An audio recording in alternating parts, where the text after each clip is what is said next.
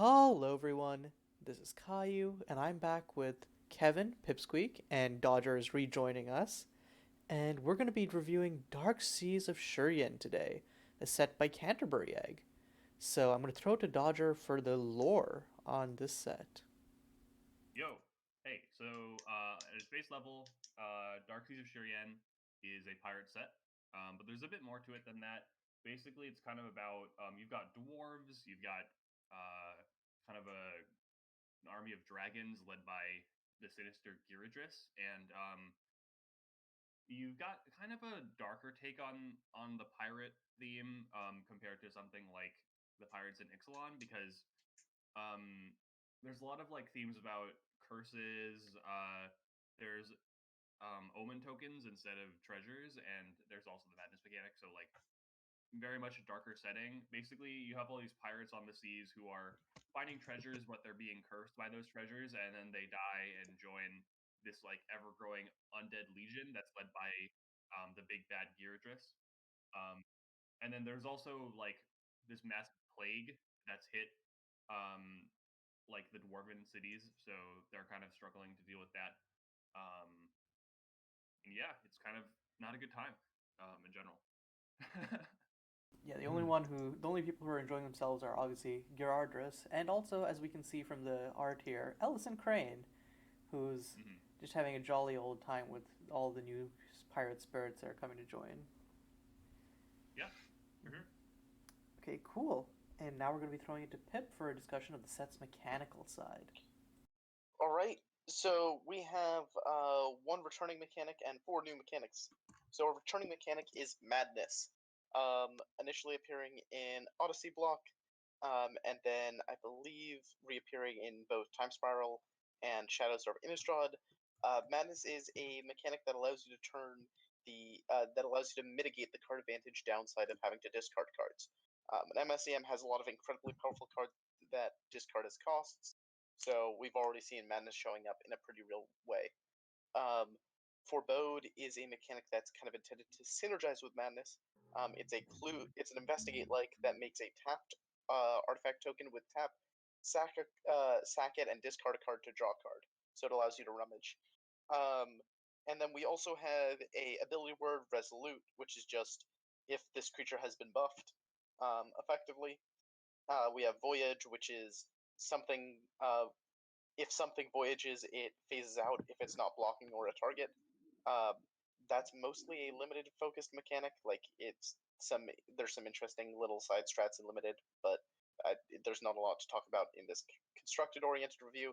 And then we have First Mate, which is definitely the most yikes thing about the set, but so far has played out pretty great. First Mate is a companion like, where if you meet the requirements for your First Mate, you may swap your First Mate with a card in your opening hand. So after you've decided to what cards to mulligan and you've put cards on the bottom of your library, you can then make a First Mate swap. So it is not card advantage, which is one of the powers of Companion, and you need to commit to it. And it's also vulnerable. They're also vulnerable to hand attack. So with all of those things said, I think we're ready to start getting into the cards. Let's do it. Absolutely. Okay, cool. So the first card we've got on this list is an absolute banger. It's first. Oh, oops. Not first general of the wards. It's All That Glitters. Canon reprint. Um, enchanted creature gets +1/+1 for each artifact and/or enchantment you control. So obviously, you kind of want to Voltron something up or generate a bunch of cheap artifacts and enchantment tokens, and then go to town. Pretty Yeah, or straightforward just bruiser slap this strategy. on a Featherfall Mystic. So far we've kind of seen this as like worse ethereal armor because people have just been playing it in Bogles, but um I like that this card kind of has multiple angles of attack you can do. So like what this does in place of ethereal armor is like you can put this in a deck that maybe runs both. Or you can also just put this in a deck that just runs a ton of artifacts and use it kind of like cranial plating. Um so I like that flexibility. Obviously, if you're just straight up Bogles, this is just like extra ethereal armors, which is fine. But it's certainly a card to keep your eye on. Yeah, I don't know that we have a ginger brute per se, but like there's yeah there's like enough alternatives that like all that glitters is, I think, yeah, like you said, a card to keep an eye on. Cool. The next card is First General Rewards. This is a much more exciting card. It's a 4-mana 4/4 with Vigilance. It gives your other Oh, we do dwarves have a gingerbread. +1/+1 and Vigilance. And whenever you activate a loyalty ability of a permanent, you create 2 1/1 white dwarf creature tokens. So basically, this is a card that you want to put into deck with a lot of planeswalkers. A 4/4 Vigilance for 4 isn't like premium stats, but if you play this and immediately activate a loyalty ability, it's suddenly 8/8 worth of stats for 4 mana. That's definitely worth it, especially if you have 3-drop planeswalkers you can play the turn before. So I explored this card a fair bit earlier last month, and I ended up not actually that high on it. I think most of the decks that can take advantage of it the most don't need it, and are usually choked on 3 and 4 drops already, so you kind of want to slim down your curve. Anecdotally, the deck that I explored this in was a kind of Bant Planeswalkers shell, and the 2 people that were on variants of that deck this GP, one of them was on the version I built without First General of the Wards, and the other one was on the version of the deck that leaned more aggressively into First General of the Wards, and the one without First General of the Wards was the one that made top 8. So anecdotal, I wouldn't say, and First General of the Wards weighed that deck down, but I think this card looks insane, but I think the circumstances under which you need it are really limited. So I'd be interested in trying this in a deck that wasn't Bant. I'd actually try out like a Mardu Super Friends list that curves this after Lord Rickard Dawson. I think that would be an interesting angle of attack. My thing, I don't know how all in you'd want to go on this, but then I do like Bant just because you can be like, you can do some dumb stuff with like, I play Edith on 1 and Hemley on 2 and some Planeswalker on 3, and then I play this turn 4, and then whoops, that's 6 tokens immediately. You know what I mean? I think that's a bit too deep, but it's also sweet. I think the thing is, I feel like if you're playing this card, you kind of want to go deep on it, just because like Planeswalkers are good on their own, and I feel like they don't super need support that isn't good without. Like if you draw First General Rewards and you don't have a Planeswalker, it's like, oh, suddenly this is just my 4/4 Vigilance, which is not awful, but which is not great in the format. So I mean, I think the Planeswalkers you suggested are not great on their own.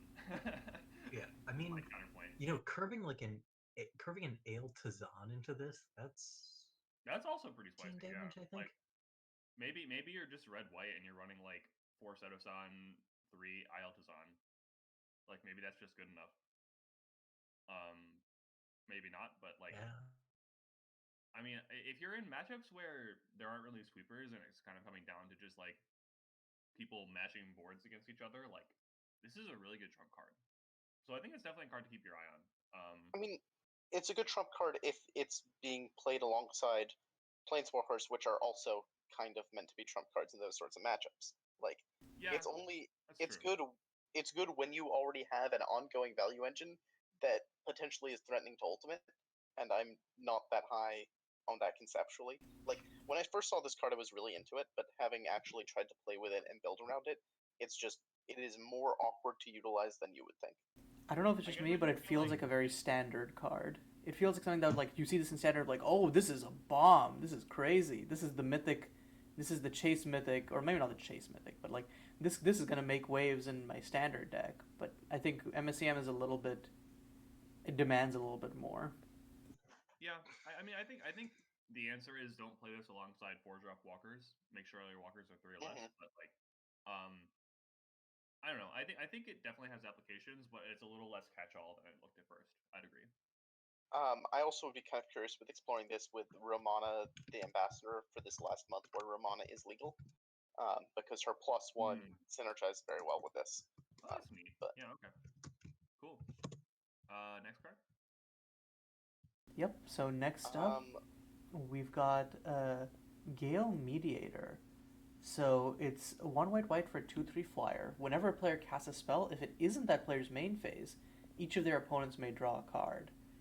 So I think I really like the each of their opponents phrase, because that kind of does some fun stuff in EDH, where it's like, oh, now it's not just one person gets to draw a card. It's like, if I want to play at instant speed, I'm essentially going -3 in terms of card advantage, and that's not a place where you want to be. Though I guess you can also see that as a drawback sometimes if you're like, well, actually, I only want me to draw a card. Why must the draw be symmetrical? And like I think Yeah, this does seem hype in EDH. I think in MSEM proper, it's probably a little bit too narrow of a hate. yeah, I feel like if you're playing this before playing this, you'd almost want to play Guard of Cuirassiers, I think is the card. Probably, yeah. I'd be inclined to agree there. I think it's a neat piece to have in mind, but like if you're attacking with creatures, guard is probably better at just punishing your opponent, like making sure they can't play those instants, rather than like, okay, they still get to play the instant, but I draw a card. Except in maybe some very specific circumstances. So yeah, definitely a banger EDH card though.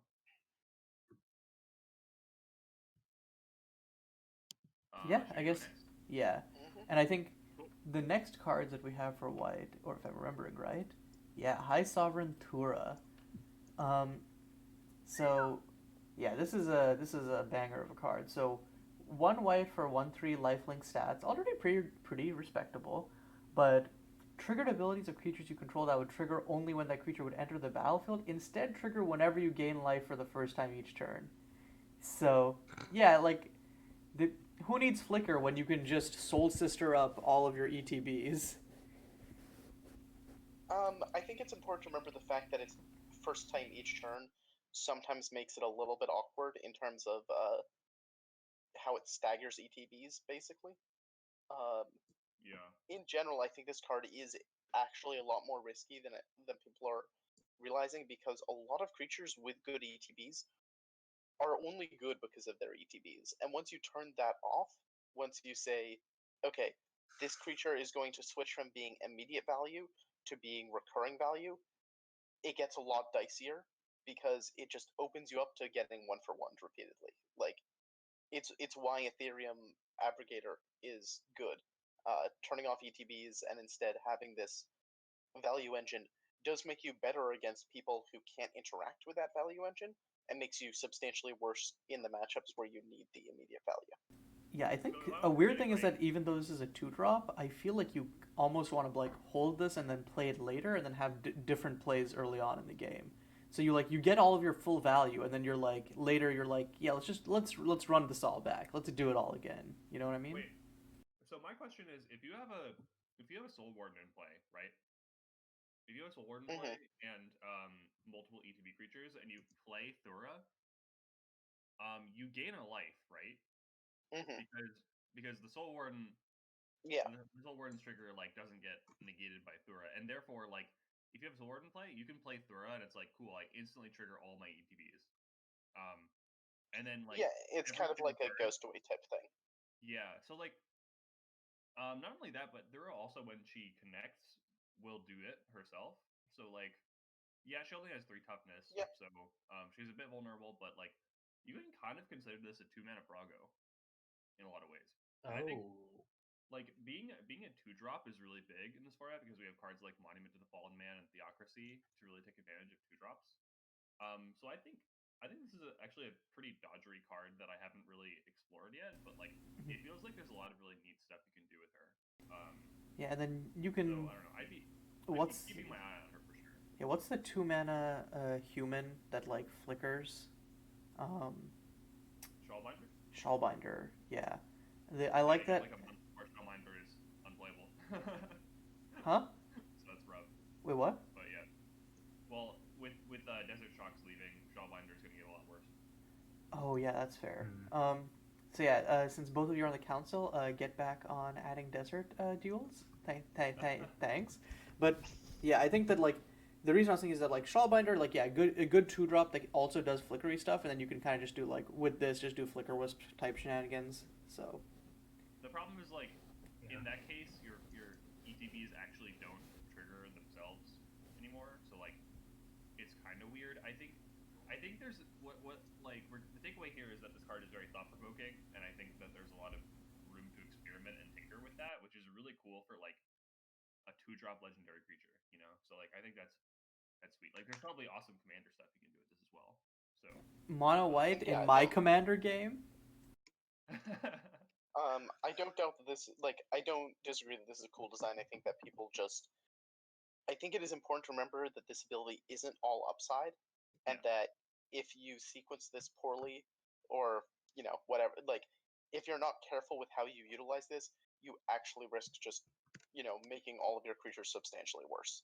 Yeah, which It's is not why I as think that, simple as like, just play Soul Sisters. yeah, I think the mana value is a trap in that sense. I'm still on like team. You play this after all of your big threats. Yeah, maybe. And also, Yeah. like, if you are a Theocracy deck, which you probably should be, then this can come down later in the game pretty easily. Yeah, all right. Should we go next? Sounds good. Ooh, And then, card yeah, is, this is, I think, in a very stacked set, contender for one of the best cards in the set, easily. I think it is the best card in the set now. I think this is this. I think this is still the second best Planeswalker in this 3-mana Planeswalker in the set. Okay, yeah, maybe. Yeah, I think Sedasan is a lot more like a straightforwardly aggressive of a card, and so it's 1 white for 3 starting loyalty. She's notably not a planeswalker on your turn. She's actually a 3/3 human warrior creature with lifelink indestructible. You can still activate her loyalty abilities though. And her +1 is simple. You just make a 1/1 white warrior creature with lifelink. I mean, like adding board presence on a plus on a 3-mana walker already very powerful. But her -X searches your library for an aura or equipment with convert mana cost X and puts it onto the battlefield. So you can toolbox out all of your incredibly powerful like situational equipment while also being able to just fetch up temporary treason, either by like just immediately quote unquote ulting her the turn she comes down to find removal if you really need it, or just getting it on later turns to just grab any non-land permanent of theirs. And then her ult is classic Seto ult, just I make creatures on my plus and then I kill you with my ultimate with this anthem. Pretty standard stuff. But just like the interaction of she's a beater on her own, she makes other beaters, and she can search up removal or toolbox other threats is incredible. Yeah, I think the more I see Seto played, the more powerful I realize she is. She's just so flexible, and not only that, she gives you a lot of flexibility when building your deck, and especially in formats like leagues, your opponent actually doesn't really know what they have to prepare for, because you could have a lot of different things in your deck that they might need to play around. Yeah, I think one thing that just became really obvious to me from a very short amount of time with playing with Seto is the power level of Seto is entirely dependent on how you built your deck. Mm-hmm. And she scales so much with how good you are at using Instigator to find different toolbox threats and just your ability to evaluate different equipments. And I think that's something that we're really going to see become clear is I think there are like some standard Seto packages that you'll see. Like, okay, well, you always run 2 temporary treasons or whatever, and you usually want to run Staff of Equilibrium maybe or whatever. But I've also seen just certain equipments start becoming better in the context of those Seto decks. Like Swords of X and Y are better when you don't have to spend mana casting them, and you can just spend mana equipping them. Something I haven't seen anyone play with yet, but that I think is probably kind of nuts, is Seto can grab up the Legend cycle from Harvest Festival. So Legend of the Weary means that Seto-san turns into an antithesis. Legend of the Generous probably kills someone. Legend of the Wayward turns Seto-san into a future sight. So, I'm hyped about every single bit Right, of that. because she can enchant herself because she's a creature at that point. Yeah. Weird. Or you +1 get a token, -4 Legend up the token. Yeah. Okay. That's kind of sick, though. Damn, I Yeah, did not think about that. Yeah, those are one of the cards. Those are some of the cards that I literally just as we were talking, I was like, oh shit, why haven't I seen anyone play around with that? So that's the sort of thing I mean. It's because most people think Embody sucks. So. Yeah, and I it's mean, just it does, but like. I mean, no. Okay, when so you- most when you people, don't have yeah. to actually play the card. Yeah, exactly. That card, then like it changes a lot of things. And I like that Seto exists. Something I haven't. Oh, sorry. Go ahead. I was gonna say that Seto is my favorite Stoneforge Mystic like I've ever seen. Mm-hmm. And there's also just so many other messed up things you can do with her that I'm excited to see people like slowly figure out. Like Seto-san down tick grab Mark of Dark Opulence. Seto-san down tick Hunter's Mark your opponent, hit them with a discard spell. Like there's a lot of different things you can do with the fact that she can find curses as well. Oh, hold up. Yeah, wait. Hunter's Mark dot deck might actually be worth looking at. Just as, So, yeah. Yeah. The one thing I'll say that I don't like about Seto, I don't like the temporary treason play pattern. I don't think any of us like it, and I think that's something that don't count on that existing going forward. I think that's more of a problem with temporary treason. Yeah, Temporary Treason being like 3 mana, steal any non-land permanent, even if it is, as the name says, temporary, it's kind of just a fucked up card. It's yeah. Yeah. I think that's on the chopping block for sure. But I think Seto herself is really sweet, and she gives a lot of these kind of historically underpowered decks a really good tool to make them viable, which I think is really cool. So yeah, I'm a big fan of Seto for sure, especially since she encourages creativity in deck building. I Yeah, always 100%. rate it really highly. And there's also probably another reason why Temporary Treason you aren't as much of a fan of Temporary Treason play pattern because like Pip mentioned earlier, it's the auto include 2 of. There's no like. Yeah, it's like that's gonna be the right thing to do 90% of the time. It's just like, man, why even bother with all this other cool shit? You can just steal their best thing. Yeah, and like, and it's not like you like if Temporary Treason doesn't exist, you still like sure you put in like maybe like a photon barricade or something, but then that still misses like some of their permanents, and then you have to like make trade offs then and make like do I want to put like something that grabs everything but then is less useful in other situations? Yeah, and then it adds layers of complexity. But yeah. Mm-hmm. All right. Yeah, and I think that's it for white as far as I remember. So yeah, the first blue card is Broom Leviathan. So it's really just said fuck Brine Giant. Yeah. This thing is. Yeah, so Broom Leviathan is a 7 mana 5/6. With this spell costs 1 less to cast for each artifact and or enchantment you control. So not only does it have +1 toughness, but also counts artifacts too. And counting artifacts, I don't know if you noticed this, but MSEM has a lot of ways to make a lot of artifact tokens. You don't say. Yeah. So this card, I could see someone casting it as early as turn 3 for like 1 mana. Maybe there's a nut draw that passes on turn 2, but I kind of doubt it. But either way, like this gives me some amount of Gurmag Angler vibes. It's not as easy to turn on, but like you can incidentally enable this a lot more easily than you'd think, especially because we have playable cards that also generate artifacts and enchantments in play. Cards like, I don't know, Wheat from Chaff, the Rail Lines, Wither, all sorts of random cards like that. Yep. I would keep an eye on that. Like this can be a very efficient tempo threat if you want it to be. And I remember last in the Elmari review we were talking about Salvage Titan, and I wonder if I know that like if you play the Salvage Titan first, it's anti-synergy, but I do like the idea of both of them in the same deck. It's like they're both like crazy turbo threats that you could get out as early as turn 2, given the right draws. Yeah, sure. Yeah, in general, like I think this sort of threat is healthy because like encouraging creativity in deck building, encouraging diversity of card inclusions, something I always value highly. Giving us more reasons to be glad that 11th Hour Breakthrough is banned. Well, I mean, I don't think this card is very good at 11th Hour Breakthrough. Yeah, like this is not the card that makes 11th Hour Breakthrough busted. It isn't the card that makes 11th Hour Breakthrough busted, but it's another reason to just be thankful that it doesn't exist anymore. Honestly, slight tangent, but I think the card that made 11th Hour Breakthrough the most busted was Fateful Eruption. I disagree. I think the real lines are why we don't have 11th Hour Breakthrough anymore. Yeah. Like, in combination with yeah. Okay, fair. One thing I will say as far as Broom Leviathan goes is I also like this being playable because if this is playable, it increases my ability to register Singularity's Grasp, and I love registering Singularity's Grasp.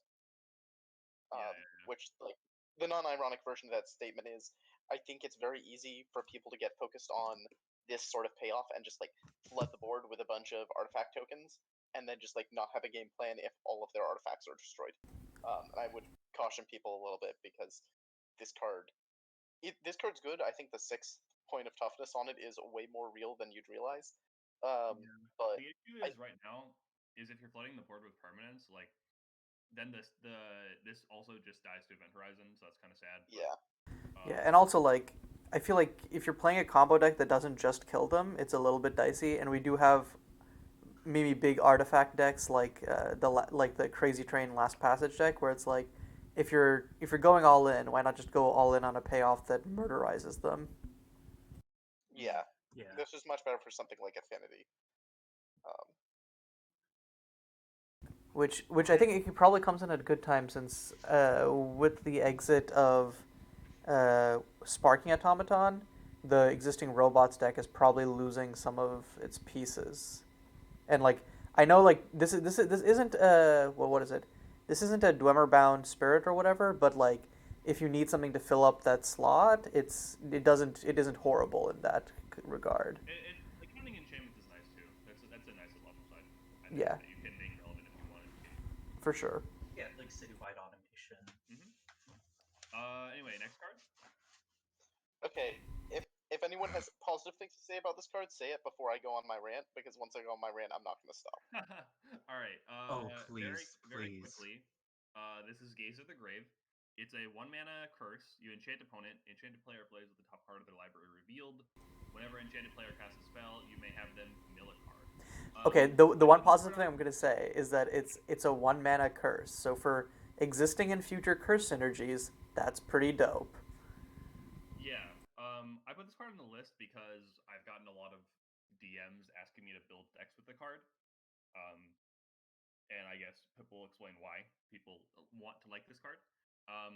It is neat that it kind of does the lantern control thing somewhat by itself, if a little bit inconsistently. Anyway, that's all I got. That's all the positive things I have to say about it. Pip, go ahead.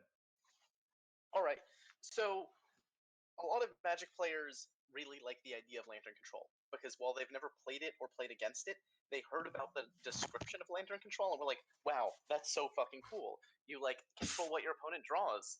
That's awesome." Wait, people think lantern control is cool? Hold up, what kind of horrible community are we fostering here? Unfortunately, yeah. But here's the thing: lantern control is not Lantern of Insight plus Ghoul Caller's Bat. Lantern control is Mox Opal plus Ensnaring Bridge plus those other 2 cards. You cannot build lantern control unless you have a way of invalidating creature-based strategies. It does not work. People have tried it. It straight up, you can't do it. And also, if you don't have a way of doing that quickly, you're also going to struggle a lot. The lantern control functionally died with the Mox Opal ban.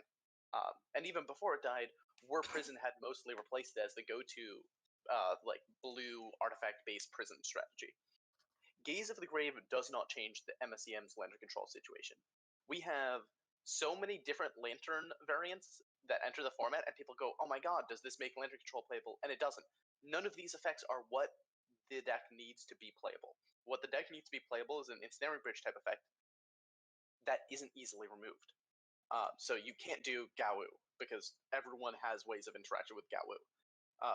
You can't try to like assemble these weird multi-card combos to make a unkillable Gawu either, because like once you're investing that much time setting things up, you're probably going to be dying during that setup phase, and it's not worth it.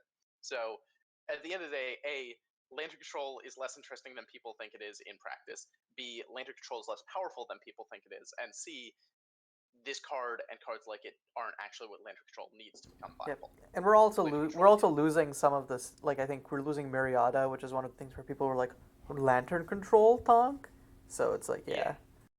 I mean, we still have Precarious Ledgers. We still have. There's one from Unraveling. We still have Contagion, Neural Contagion. Like we have a non-zero number of things. I also think that like MSEM is unlikely to ever have a card that's comparable to Ensnaring Bridge. That card is Yeah. not a fun Magic card. Like, No, it's not. like, It's straight not up we good will that never. it is legal and modern. We don't really want to have an ensnaring bridge like. The yeah, and closest thing that's MSEM like without has. talking about. Sorry, Wait, you what go were ahead, you gonna say, Kevin. Oh no, like yeah, we're never gonna have an ensnaring bridge, just like we're never gonna have Mox Opal. Like I Well, Yeah. can't envision a world in least which not- that ever happens. At least not at the level of efficiency and self-enabling that ensnaring bridge is. We have Mindlock Orbs, which is a bad card, but it's kind Yes, of so- an ensnaring bridge. I was about to bring up Mindlock Orbs because Mindlock Orbs was me designing a snaring bridge that I thought wouldn't be obnoxious in MSEM, and the end result is an unplayable card. And like that's kind of the secret, actually, is the way you make ensnaring bridge not obnoxious is you make it unplayable. Yeah, I mean, no complaints here. I don't know. Yeah. Like, I feel like a lot of the people who like Lantern Control have never actually played with or against an ensnaring bridge, and it's like, it's just not fun. Like, it's just Yeah. not. I'm sorry. Lantern, Miserable.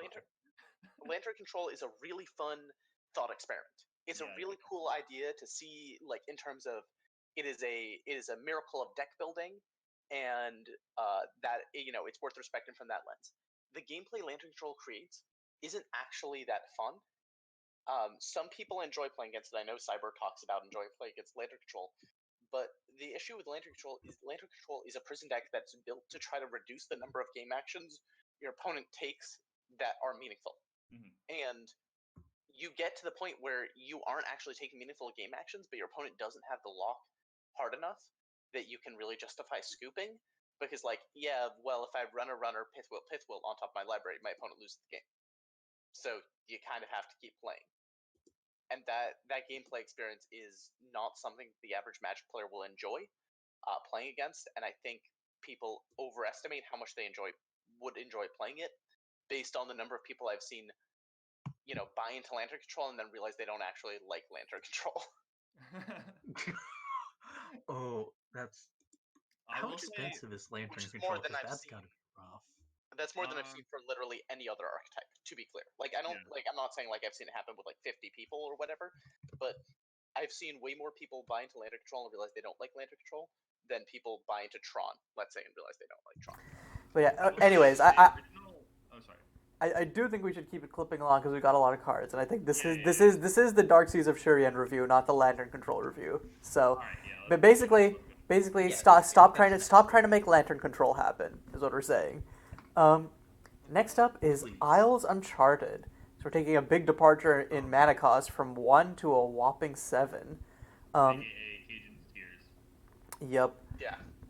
So, and this is designed, actually, this is a guest design from Gateways, so thanks to them. So you take an extra turn after this one, and you can, essentially, during that extra turn, you can cast cards from your opponent's libraries. And So, the original version of this card just said your opponents play with their libraries revealed during that turn, and you may cast cards from that, or something like that. And the reason why Cajun just had Nightmares is because of how easy it is to just, in digital play, just fuck up maintaining game state and get warnings from judges if you play it that way. So it's really better to just template it this way, as obnoxious as this has to be worded. Yeah. So I actually think this card's really powerful. Yeah, it's greedy because it's a 7 mana time walk, but like in a taking turns deck, you often end up with like I have played some amount of taking turns in this format. You often end up with like a pretty big surplus of mana. And like it sounds win more, but like if you're trying to cast a bunch of time walks, like you're already win mooring a little bit, and I think being able to like have this extreme range of flexibility to be like, oh, my opponent has a problem permanent in play that's preventing me from winning. Okay, I'll just take the removal spell. Like I have a Heart of Zadina in play, it's fine. I can cast whatever I want, you know? I think that's really valuable. And I think like this card existing makes that deck very interesting. I don't think I would play in a deck that wasn't taking turns, but like for that niche, it's sweet. Also, this seems busted as fuck in EDH.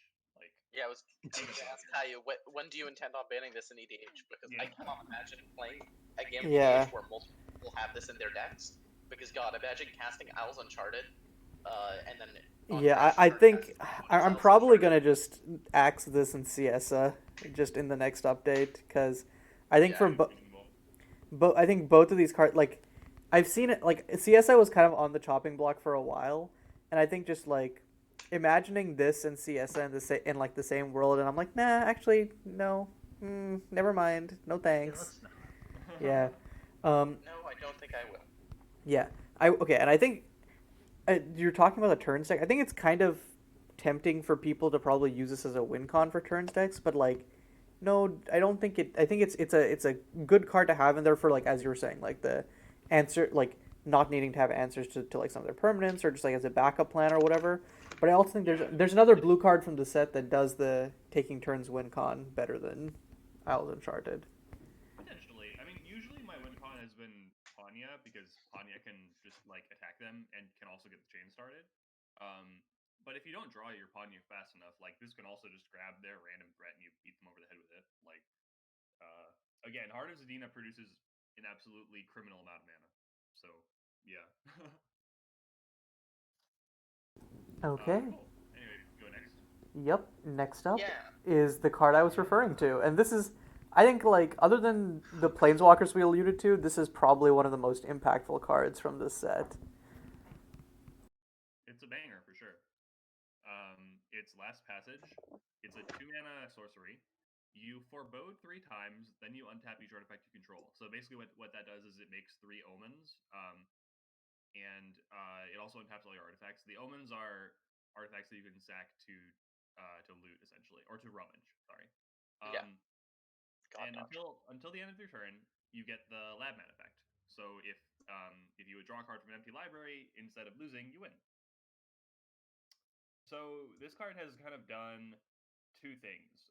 In the popular Crazy Train deck, which is kind of like an artifact combo deck, this not only serves as a triple rummage, it also serves as a way to untap your artifacts, many of which might make mana, making this card somewhat free. And also, if you're drawing your whole deck and just kind of speeding through playing all your artifacts, hey, like this card also just randomly lets you win without having to run like Forge Master's Altar or whatever the old win con was. So super efficient, does multiple roles, efficiently costed, very powerful card. I would not be shocked if we were like, yeah, this shouldn't be 2 mana in the future. But yeah, very powerful combo card. Honestly, the thing that I would want to see changed about this card first is not untapping all artifacts you control, and rather just untapping some number of artifacts you control. Yeah, because that may be fair too. I wonder why. I think- like we don't have any precedent for this sort of effect that untaps all artifacts you control. The thing Egg will always bring up is that I told him to make this 2 mana instead of 3 mana. And the thing I will always bring up in response is when I said that, we all seem to be in agreement that 11th Hour Breakthrough was a fine card. But that's not the world we live in anymore. I don't know. I think Last Passage as a card is very cool. I'm a little bit worried with how much it is consolidating win cons in a variety of different combo decks.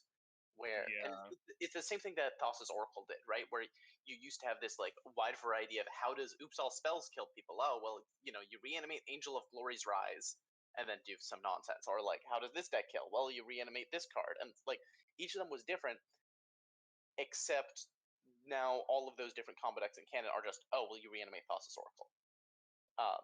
That's true. That's a good point. That's kind of where I think Last Passage is leading us, is any combo deck where it had some ridiculous engine and then you need to find some way to kill someone once you had assembled that engine is probably going to slowly become assemble the engine, draw my deck, draw on an empty library. I think Scam, I've seen builds of Infuse starting to go that direction. I've seen some Storm builds starting to go that direction. Yeah, I think the only reason that this isn't the number one most impactful / influential card in the set is because of how flexible Seto-san and the other Planeswalker are. But I think of the cards in the set, this is the one that I have my eye on the most, or like I think that could potentially change the most. Because I mean, a spell that giving you the Lab Man effect is just very scary because it puts it to that whole like have stack interaction or die. And yeah, like you said, like Yeah, and like it enables itself. Oh. It's a and it and like more than just and like and it also like not only does it forebode, but also like you mentioned, yeah, untapping all of your artifacts helps you. Like it helps. It's also just like you can crack it like mid combo or early combo and still have it be fine. Yeah, it's just a very powerful Yeah, card. I think this is more likely to change eventually than to never change. I'll put it that way. I agree with that assessment. Yeah, yeah. I do think that in general, I think there's a lot of different decks that have been successful in MSEM because people don't respect them properly. I think one of the examples of that is the counters aggro deck is largely so successful because people don't play removal in this format, or when they play removal that lines up really poorly into what the counters deck is doing. I suspect Last Passage is going to be similar, where a lot of the decks that seem overbearing with Last Passage are actually a lot more vulnerable than they look, but people aren't willing to adjust their deck building habits or gameplay patterns to beat those decks. I don't know. I don't know how much I agree, given that like it is like it depends on like obviously like like the specific combo shell, but I don't know if the play pattern of have counter magic or die is the same as have removal or die, and I'm a little sus to call it like the same kind of Yeah, phenomenon. I kind of agree. Like I think the Crazy Train deck as is gets draws that you can't really conceivably beat unless you are a certain color or certain archetype. Um, which is like something that I don't think is great, but like it's more of a matter I of mean, just I actually I think that crazy I think Crazy Train is getting actually the people one of around. the more easily dealable of those in terms of like because it Yeah, relies on these like permanents, you can answer those and you'll be fine. So like more of what I was having in mind is like some of the other like spell based decks where it's kind of just eh, like okay, Storm you have like some specific answers to, and then like Casino Scam, sure, like the Casino Scam it just comes down to like again having like the stack interaction. I'm just like Yeah, there's dozens of ways to interact with Casino Scam. Like the reason the current Casino Scam decks look the way they do is because that deck needs to be prepared to answer so many pieces of main deck hate that it's kind of absurd. I think Like I think Casino, people don't run enough hand attack as well. Like that's yeah, another I agree thing with you that. can have. Yeah. Like Um, Casino Scam has trouble beating a glistening chalice. yeah. I mean, like, okay. I think we're all in agreement. This card is very powerful. It's in a lot of different powerful decks. It's making those decks more powerful, and in the future we might decide it's too much. I think Yeah. that's like our general assessment of this card. yeah. Should we move on? Okay. Next up, we have Yeah. Master Negotiator, which is, I think, another very powerful card, though, on a different axis.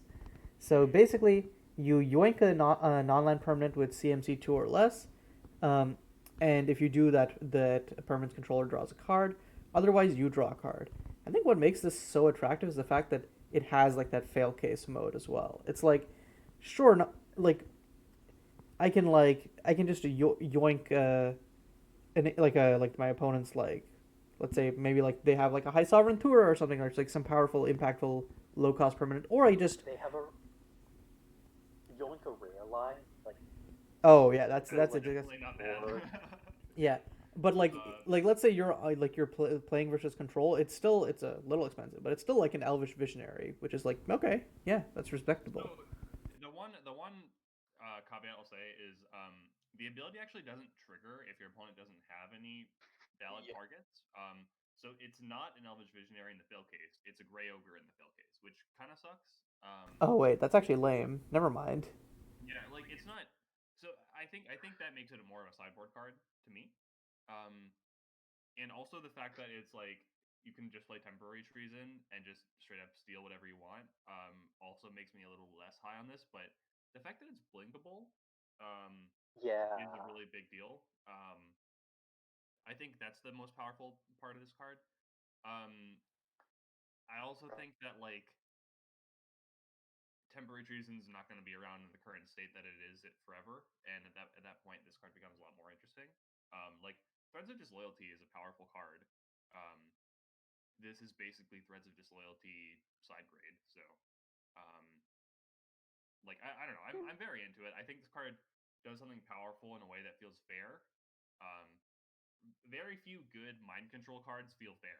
So I enjoy that about this card a lot. It gives me kind of like vibes of what was it? Uh, Play that version, maybe? no, the Team Rocket admin before it was changed.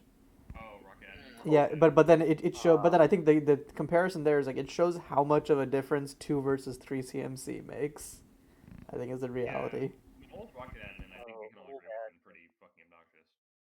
Yeah. Oh yeah, for sure. All right. Should we go next? Yep. Yeah. To It's gonna be Visions of Oblivion, I believe. Yep. So Pip, you want to take this? I didn't actually. I don't think I was the one who put this on the list. I think Visions of Oblivion. So Visions of Oblivion is 1 blue for an instant. You may cast up to 2 target instant and/or sorcery cards from your graveyard this turn. If a spell cast this way would be put into your graveyard this turn, exile it instead. So a couple notable things here. It doesn't exile Visions of Oblivion itself, so you can recur this later. You can mix and match whether you're getting instants or sorceries. It doesn't bypass timing restrictions if those spells resolve to somewhere other than your graveyard.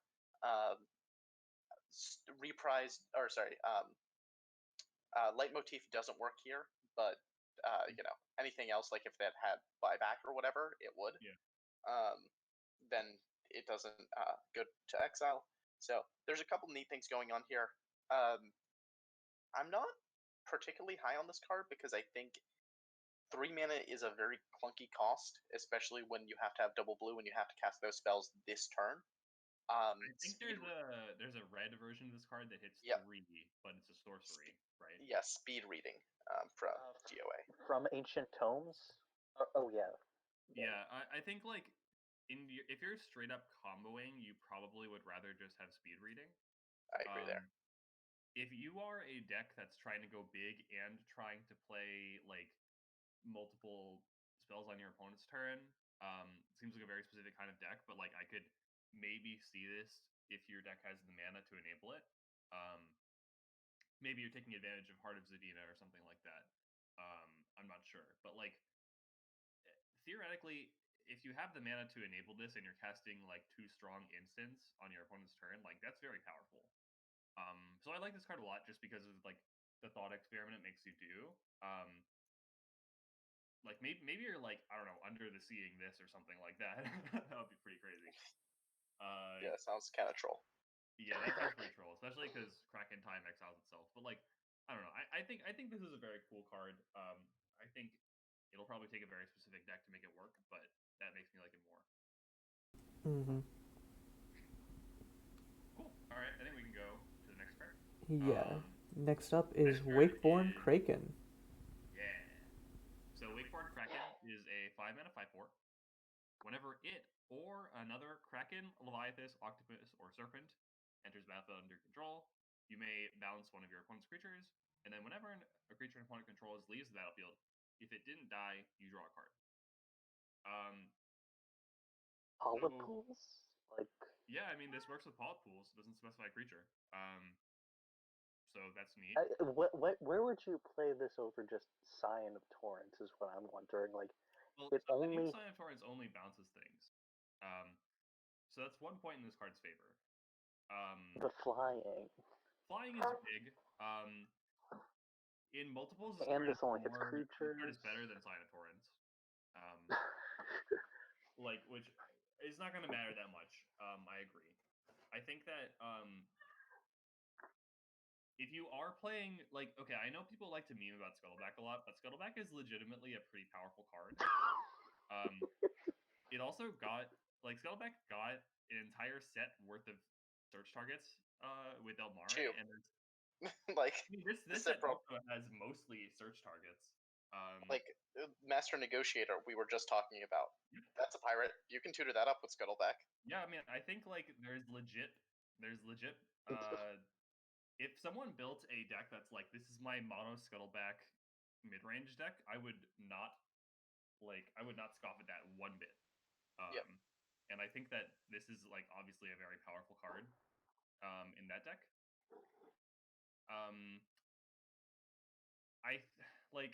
I'm wondering what are the ways to trigger its second ability without its without its own ETB. Like, are you able to flicker your opponent's creatures repeatedly with something like Will of the Fickle Lord? Does your opponent flicker their own creatures? exiling? That's another big one too. Yeah. I don't think there are any other ways to have them leave the battlefield without dying. Though. I mean, Event Horizon also exists. Oh yeah, you can exile their shit. Yeah. Okay, that's even better. Yeah, honestly, like I think that this card has a lot of I also think that this into Polyp Pools is like a non-zero thing that'll happen, and it's gonna fuck a lot of people up. Yeah, I mean, like if you compare it to Cyanothorns, like it's Cyanothorns into Island, but you draw 2 cards. Yeah, sounds deep. Yeah, like I don't know. I think that with Cyanothorns being nerfed to bouncing, this is now a legitimate card. So what you're saying is we should unnerf Scion of Torrents. I'm hearing you. Absolutely. Let's go back to the original version. Let's hit lands. Yeah, let's do it.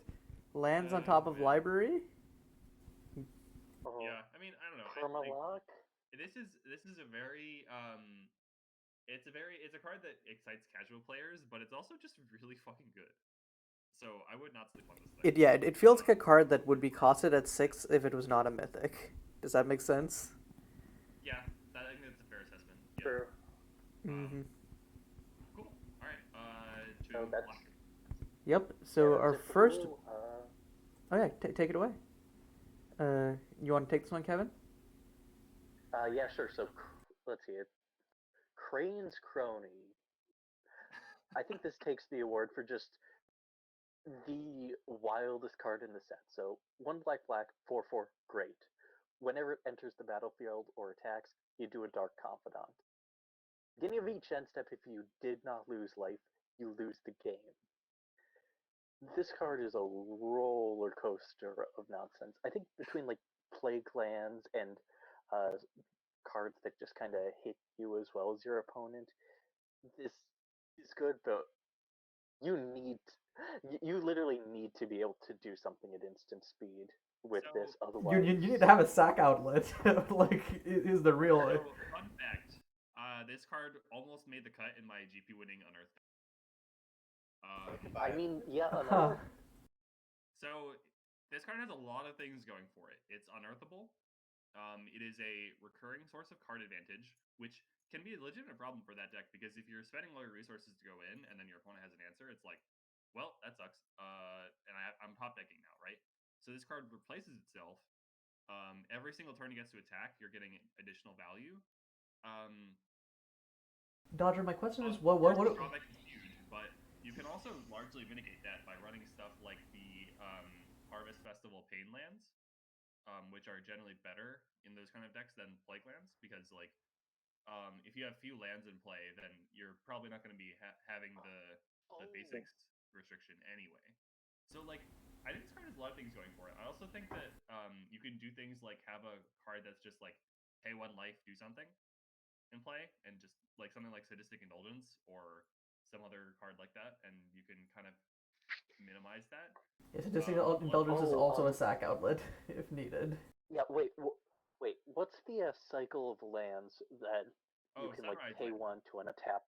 Yeah, the Sunrise lands to untap them on an opponent's. Yeah, so like.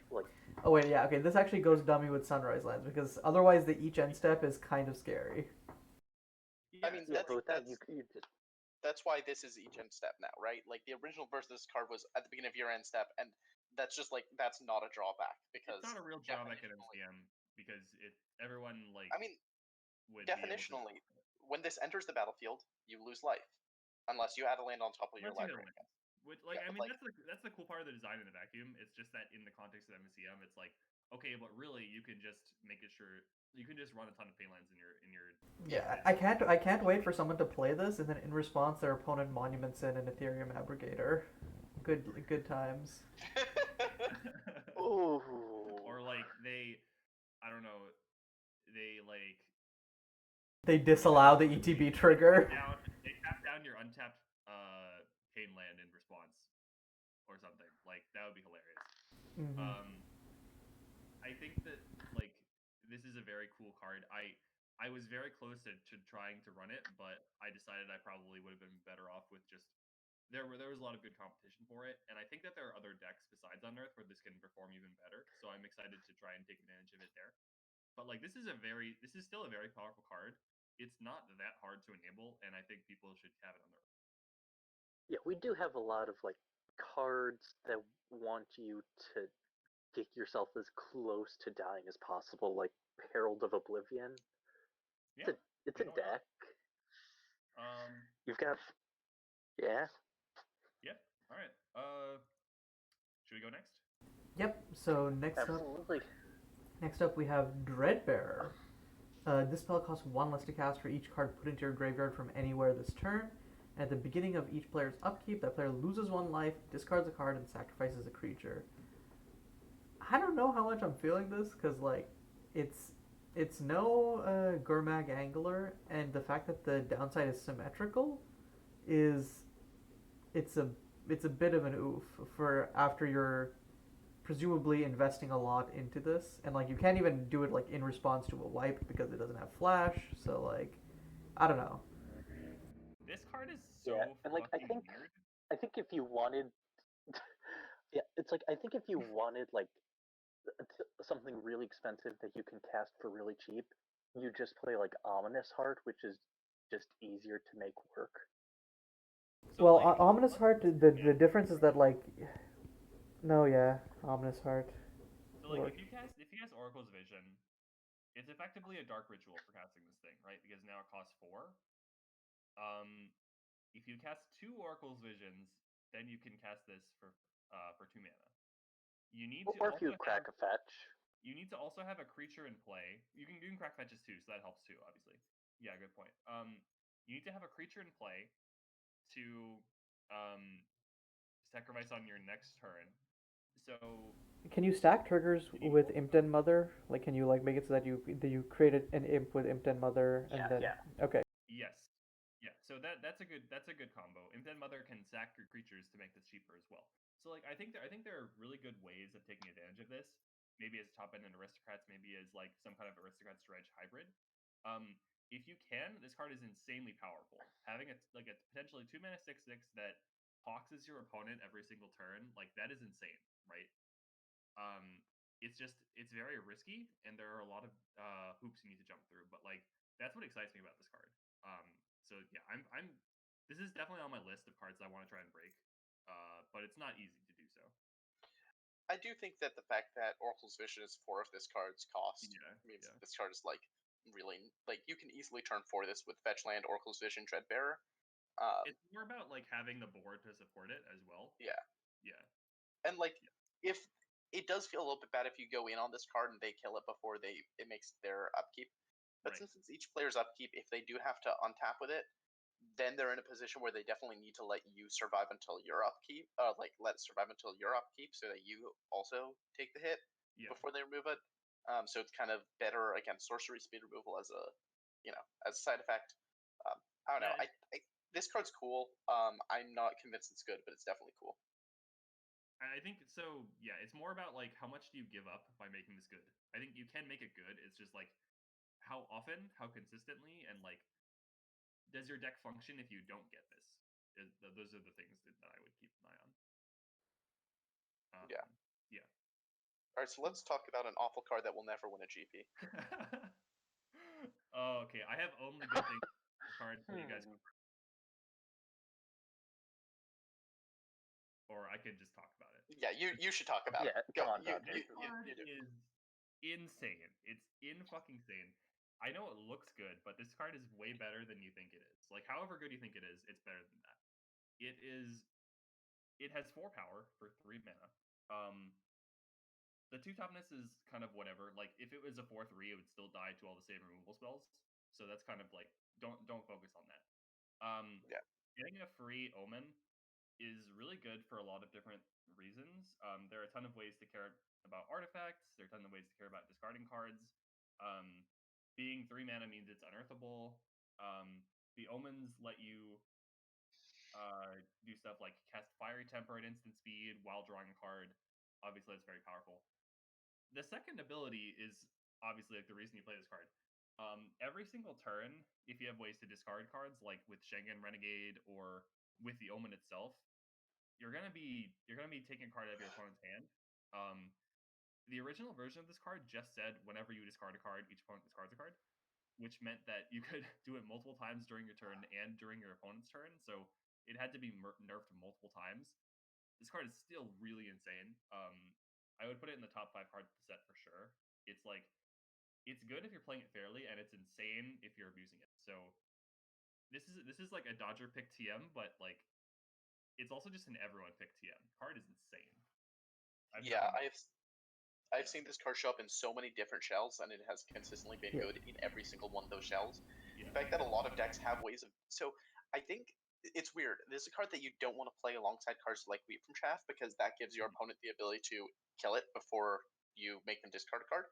But with things like the Omens, which discard as cost, or Schengen Renegade is a big Thunker, or Schengen Renegade, like all of these cards, your opponent cannot let it survive to your turn, otherwise they've gotten 2 for 1 fight. I mean, you can cast this and immediately cast Deform Sanity, and they're discarding 2 cards no matter what. Yeah, if you have the extra mana after casting this or after unearthing this, you definitely can take a lot of advantage off it, especially because you'll have priority to cast sorceries. Well, actually, no, that's not true. They can kill it in response to the ETB, but like, still, this card by itself allows the all-in unearth strategies to actually out decks, which like if you play it right, and which is kind of amazing to me. And it's something that I love about the card. So like, again, literally nothing bad. I will literally say nothing bad about this. It's one of my favorite cards. Okay, I am gonna say, who did someone actually say this card is never gonna win a GP, or are you just like me? No, Is this just Twitter make up a guy? Hours. Yeah, I'm just making up a guy here. If Dodger had sat me down and said, "All right, Pip, look at all of the black mythics and rares in this set. Which of these am I gonna win a GP with?" I think this would have been my second guess. My first guess would have been Crane's Crony. Yeah. Okay. Makes sense. All right. Should we move on? Yep. So next up we have Fair Trial. It's a sorcery, and it's very simple. Exile target creature or planeswalker, converted mana cost 4 or less. It's just cheap, efficient removal, but being at sorcery speed does hurt it. Hitting a CMC 4 does help because, we're in... well, not anymore, but like I think Pitbolt is still... while it's not as ubiquitous as it was, it's still one of the best removal spells in the format, and people specifically try to play threats to get around it at some points, so Fair Trial will tag those. I think it's really nice that decks that don't have access to Pitbull can play this. Like red black or black blue. Yeah. This was originally an instant when it was submitted, and I think it's too efficient at instant. I think it invalidates too many other removal options. Absolutely, yeah. Being sorcery isn't that big of a drawback for those decks. And I think that as is, it's a perfectly playable card that will sometimes be the correct option for your deck. I also want to shout out that flavor text. I think it's fucking great. There's a lot of great flavor text in the set, but yeah. I don't know. Anything else you want to add, or? I love Fair Trial. I have played a lot of Fair Trial. I'm currently 8 and 10, or sorry, 8 and 2 with Fair Trial. Apparently, other people are 3 and 7 with Fair Trial. So it's not. Sounds like a dead problem to me. Yeah, it's basically the same thing as Extant, But the number of times where I think one thing I really love about Fair Trial is it's really good at answering things that black removal is bad at answering in MSEM right now, or cheaply answering, where at 1 mana you get either Exeunt, which is really good at killing one big thing if your opponent doesn't have anything else, or you get stuff like the -3/-3 Frailty which is -3/-3 if a creature is tapped, or Twilight Ambush, which is kill something with power or toughness 2 or less. But these aren't actually good if your opponent goes Primal Ruffian into Budding Companion. Like, they're fine, but they're not what you want to have. Budding Companion is a bad example, but you get what I'm saying. Like, the thing that's really just nice and clean about Fair Trial is it just says, that's gone. It's exiled, I'm not even going to think about it. Like, it's gone forever. and the flexibility of hitting Planeswalkers and hitting up to CMC 4 is a big deal because people have specifically been playing around Pithwheel. And 4-drops are becoming more and more pivotal in people's decks. So saying having a clean answer to 4-drops is a big deal. I don't know. I like this card. I didn't expect to enjoy playing it as much as I have. Sweet. All right. Next card is Grasp of Hollows. It is a 3-mana enchantment with 2 mana, discard a card, exile target creature card from your graveyard, create a token that's a copy of that card, except it's a 5/5 black horror. This card is, I think, a pretty beloved build around by a lot of the Johnnier deck builders of the MSEM community. It has a lot of potential for just making, not only enabling discard synergies and kind of self-enabling itself, but also there are a lot of creatures that are pretty good when they're 5/5s, so you can do a lot of neat, fun synergies at a somewhat reasonable price. I think 3 mana is a pretty hefty initial investment, and 2 mana and a card is a lot too. But like, once you get rolling, if your opponent doesn't have an answer to stop the grasp, it's pretty hard to actually outgrind it, I think. Like, it gives me kind of pack rat-ish vibes. I have played against it limited, and it kind of destroys there.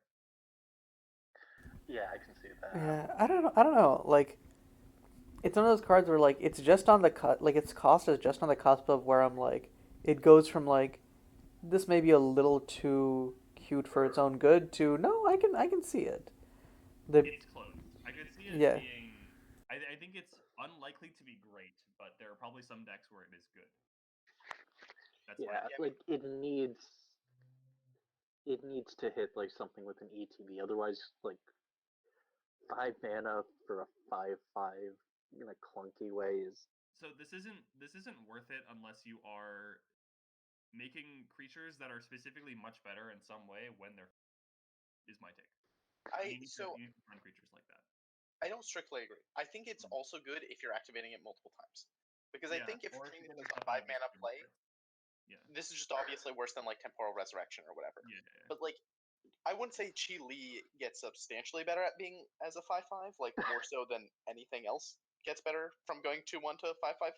But Grasp of Hollows on your Chi Li is just really difficult to beat. Like, in general, I think something this card reminds me of is in a very withdrawn way. This is very similar to Deadly Manipulation, which was 3 mana to play. You could spend 1 mana, discard a card to effectively cast a creature from your graveyard. This cheats on mana in a way Deadman didn't, and you also get the creature back as a 5/5. But Deadman wasn't played for the creature mode. Like, the creature mode came up on occasion, but that's not why you ran Deadman. You ran it for the instant sorcery mode. So this thing is interesting in that regard because it's doing something arguably better than a card that was so powerful it had to be banned, but it's doing the thing that you didn't actually want to do with that card. I think the thing that I would be really looking at for Grasp of Hollows is how are you accounting for the fact and how are you dealing with the fact that Pithwheel exists and this 3 mana like enchantment that doesn't produce immediate value is ripe for removal there. And I don't think I'm going to wait to play it until I have 5 mana is actually a good answer. I think probably the way you abuse it is by just overloading people's removal spells. I mean, yeah, like you play a Chile on 2 and they're like, well, I gotta answer that, and then you're like, on 3 I'll play this Grasp of Hollows and turn to reanimate my Chile, and they're like, shit, okay. Something that could be fun is grabbing a Loyal Firestarter with this. Or a Morose Harpist. Dodger, why haven't you built the Morose Grasp of Hollows deck? Or there's also what was Avery's bonus sheet card? What Avery's bonus sheet card? Abhorrent Academic is also hype with this. Yeah. Mm-hmm. I don't know. I think there's plenty of. See, that's what I was saying. Like, you have to pick creatures that are substantially better when they're 5. I think Evoker of Ancient Form isn't good enough for MSEM proper. Maybe you can run it as a fun of in this deck. Evoker of Ancient Form, for anyone who hasn't played Unraveling Limited, is a card that's kind of obnoxious on Unraveling Limited. It's 2 and a green for a 1/1. Tap, create an XX green elemental creature token where X is this creature's power. So Yeah, I guess the extra point I want to make is like Pip, you were talking about the other day. Oh, Phyrexian Reclamation would play pretty well in MCM. Like this is kind Yeah. of Phyrexian Reclamation. You're paying a bit of a premium for it, but if you are repeatedly getting back stuff like a Born Academic, you're getting an insane boost in value. Because that's just draw 5 cards every turn, right? So like, Yeah, I mean, I think the main difference between this and Phyrexian Reclamation is Phyrexian Reclamation is cheaper to play, cheaper to it's card use if you're advantage. using it on cheap, things, and it's card advantage. Yeah, But this gives you this allows you to cheat on mana once you have it in play. right. It's putting in like really big beat sticks, and it's potentially adding extra synergies. But you can't loop things in the same way that you can with Phyrexian Reclamation. I don't know. I think this is a very powerful card. I definitely want to see someone play this with small luxuries because I just always want to see people play small luxuries. But I think there are two cards that are doing something that's surface level similar, but not really if you start looking deeper. Yeah. All right. Should we go next? Yeah. Yeah, So let's talk about Heinous Smuggler. Ooh. All right. Heinous Smuggler is a 2-mana 2/2, costs black, which you'll see why that's relevant in a second. Whenever you cast a spell with 2 or more black mana symbols at its mana cost, you draw a card and you lose 1 life. So, being able to turn potentially all of your spells into cantrips is pretty powerful. You need to spend at least 2 mana on those cards, and there's obviously a subset of cards that this works with. Thankfully, we have plenty of cards that this does work with. Stuff like 2-mana removal spells like Strike from the Shadows triggers this. A certain 3-mana black enchantment that shall not be named triggers this. Deathless Siege. Exactly. Of course, yeah. Exactly. You gotta name the cards that beat you. Doctor names Deathless Siege. I have a 100% loss rate against Deathless Siege. Performer of Ambition is still a really good card that people underestimate. Yeah, I think Also- this card has a lot of things going for it. Heinous Smuggler triggers it. Yeah, Like, it triggers itself. Yeah. The problem is, I think that like, if you cast this and your opponent immediately removes it, which is somewhat likely, I think it's pretty underwhelming. You need to have 4 mana before you can cast this and immediately trigger it. I guess you could unearth it or something. Like, I don't know. I think it's cool. It's a fun build around. I'm not sure you can trigger it consistently enough for a format as fast paced as MSEM is. That's my take on it. Yeah, if you're looking for like a 2-mana engine like that needs to be removed before getting its card advantage, like some sort of like I want some sort of spell that triggers this that you can cast for 1 mana or 0 mana if possible. No. Like, I mean, I don't say I necessarily like want that to exist. It's just if I'm playing this card, that's what I'm looking for. You know, and I'm not sure we have one. Maybe we do. Oh, actually, Curse of the Drow. Oh, it's 2 mana. Yeah, that goes from 3 to 2. Yeah. Bollocks. Okay. Yeah, I mean, I think this card's good. It's just not great. It is a really cool design though. Like, I love the design. Okay, so if your opponent, nope, that still doesn't work. Okay, if your opponent has a creature with Indestructible, slay the unkillable procs this for 1 mana. Yes. We're getting the deep cuts now. Yeah, I think we've said pretty much all we need to about this one. Yeah. All right. The next card is Mark of Dark Opulence. Does someone else want to take this one, or should I? Yeah, so I put this on the list because I think this card is broken. I'm really curious in figuring out what decks it's broken in, because on the front half of it, I think if you're on the play, you can put this into literally any deck that's Black X, and this card is insane. I think if you're on the draw, this card falls off pretty quickly. Which kind of makes me want to try playing it with Sedosan, because then you can tutor it up when you need to and not when you don't need to, but I don't know. So it's 1 in black, enchant opponent, it's a curse. Whenever enchanted player searches their library, you can search your library for a card, put into your hand, then shuffle your library.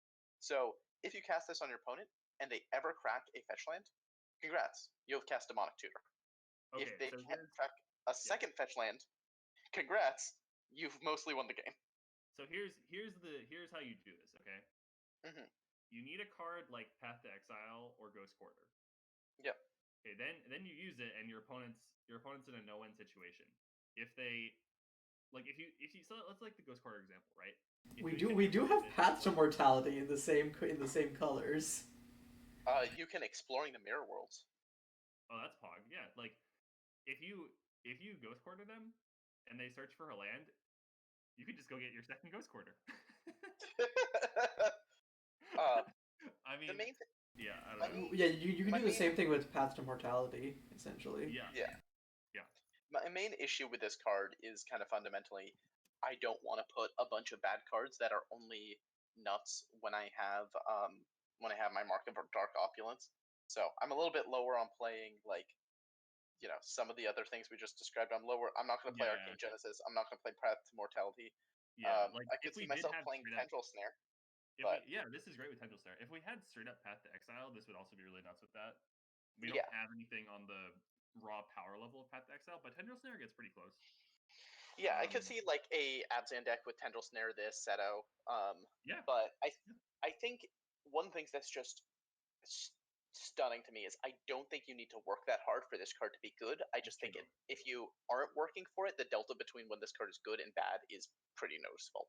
So But, so the real fair enough. big brain thing is just put it in your sideboard, bring it in when you're on the play. I legitimately don't hate that.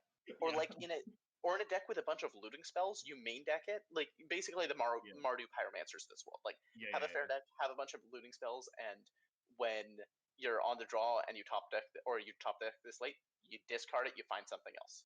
Yeah. But the games where you get to play this on turn 2,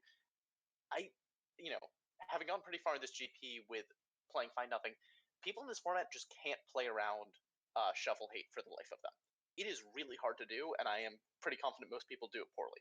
I mean, and- so like, if your opponent's deck is mana hungry, even Yeah. if you're on the draw, they won't really have a choice but to give you cards unless they're ascended like me and are running fetches. Yeah, I And mean, let's face it, nobody else is ascended like me, so the other thing is like sometimes they have the ability to Pith Wilt this before cracking fetches, but I think that's Yeah. pretty Which is, unlikely like, in the grand scheme of fine. things. You drew their fifth will and you went 1-for-1. Like, Yeah. that's so fine. So Your tempo and card advantage neutral, but Yeah. I think the ceiling on this card is just like actually disgusting. Yeah. So I would be interested in finding things that reach that ceiling. Yeah. All right. The next card is one that I put on the list, so I'll talk about it if that's okay. It's a Roju, the Onyx Wave. So it's a 4-mana legendary creature, notably a Leviathan, which matters for Wakeboarn Kraken. It's an 8/8 with trample. It can't block, but who cares? Whenever it attacks, defending player may sacrifice a creature. If they do, prevent all combat damage Roju would deal this turn. So it's kind of like a Clackbridge Troll / Desperation Demon. It feels like Kaijin Come Again almost. Yeah, but the thing that made Kaijin good was you couldn't fucking kill him. Yeah, that I is think, true. like, That's also what made him kind of fucked up, but to each their Yeah, own. sure. So I specifically like this card for sideboards. I think there are matchups where your opponent legitimately cannot deal with this. If they don't have creatures, if they're relying on Pith Wilts, if you have ways to kill their creatures before they can sacrifice them, if you have ways to care about the fact that this is like just big / big, I don't know what those are, but like there are plenty of cards that are like scale off a creature's power. Well, hey, I can get an 8/4. Like, even if you're playing this fairly, if your opponent has like a couple random creatures, like this still clocks them about the same amount as like a 5/5 for 4. You know,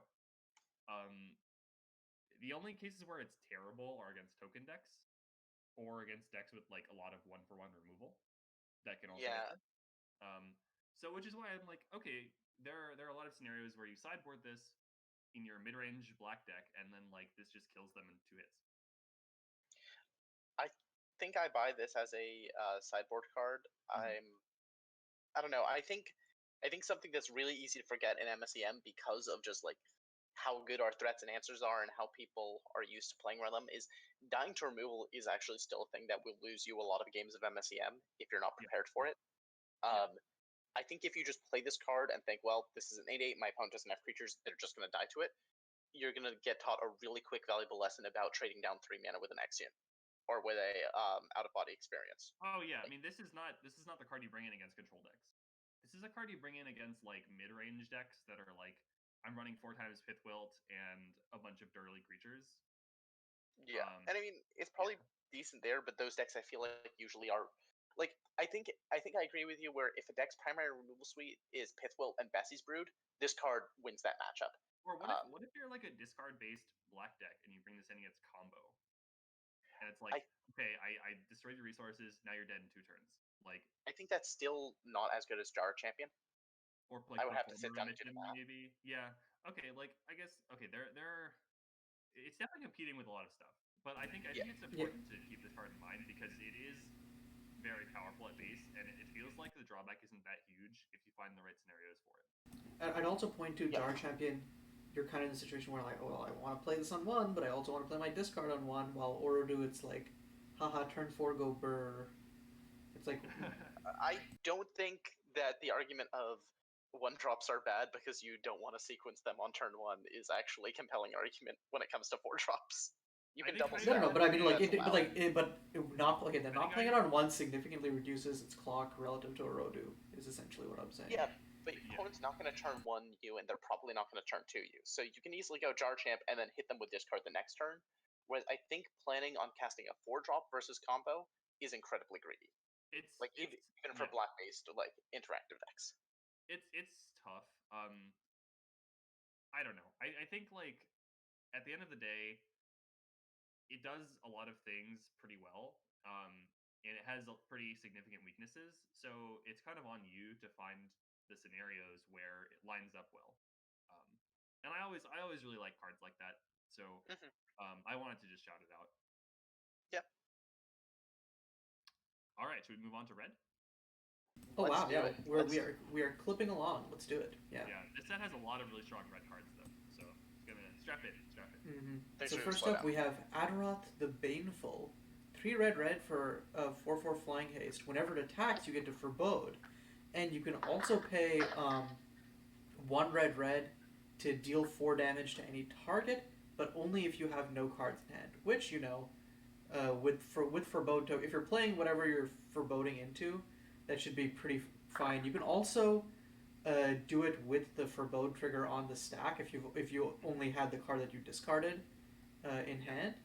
So that's another cool scenario with it. But yeah, MSEM is not lacking for powerful 5 mana dragons, but like 1 more to the suite. Think this is the best one.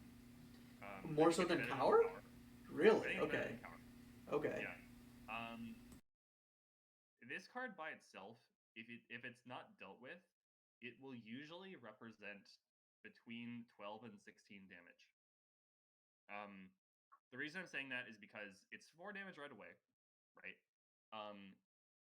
On the next turn, let's say you hit your 6th land drop, you've probably got like 1 card left in hand. So whether you have 1 or 0 cards left in hand, you attack, you discard the last card in your hand with your Omen, and then while that ability is on the stack, you pay 6 mana and dome them for 4 twice. Congrats, your 1 card dealt them 16 damage. The fact that you can split it up, you can target creatures, you can target planeswalkers. The floor is just a 5 mana 4/4 flying haste that also gave you an Omen. I think that all those things together make this extremely good for like Jund style decks. I know Anna had this as a one-of in her Jund deck, and it felt very powerful there. I think this is a card you should keep your eye on. I think it's the best card in this slot in the format. I do want to push back a little bit in terms of comparing this with Cower, because I think this card has probably a lower floor than Cower, because Cower dealing your opponent, on the order of somewhere between 2 and 8 damage when they go to remove him is a really big deal. It kind of depends on whether or not the removal's speed, because speed they can tell lands. Oh sure, they can float the mana then cast it after he resolves. So if they're dealing with sorcery speed, then yeah. But I mean, in the circumstance where they have instant speed removal, both these cards aren't very good. That's true. Yeah, I mean, That's fair. I think that like I would rather have my. So I guess let's put it this way. I would rather have my finisher just straight up kill my opponent if they don't deal with it, rather than like cower. There's ways you can play around it. Like they can only tap their basics. This card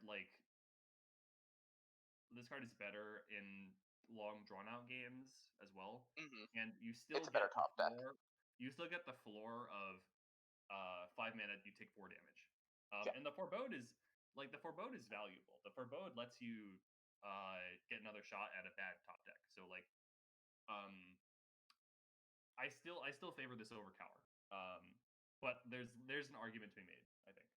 Yeah, I think you were right that on average this is better, but I don't think this is far and away the best card for the slot. Like Sure. I think it is contextual.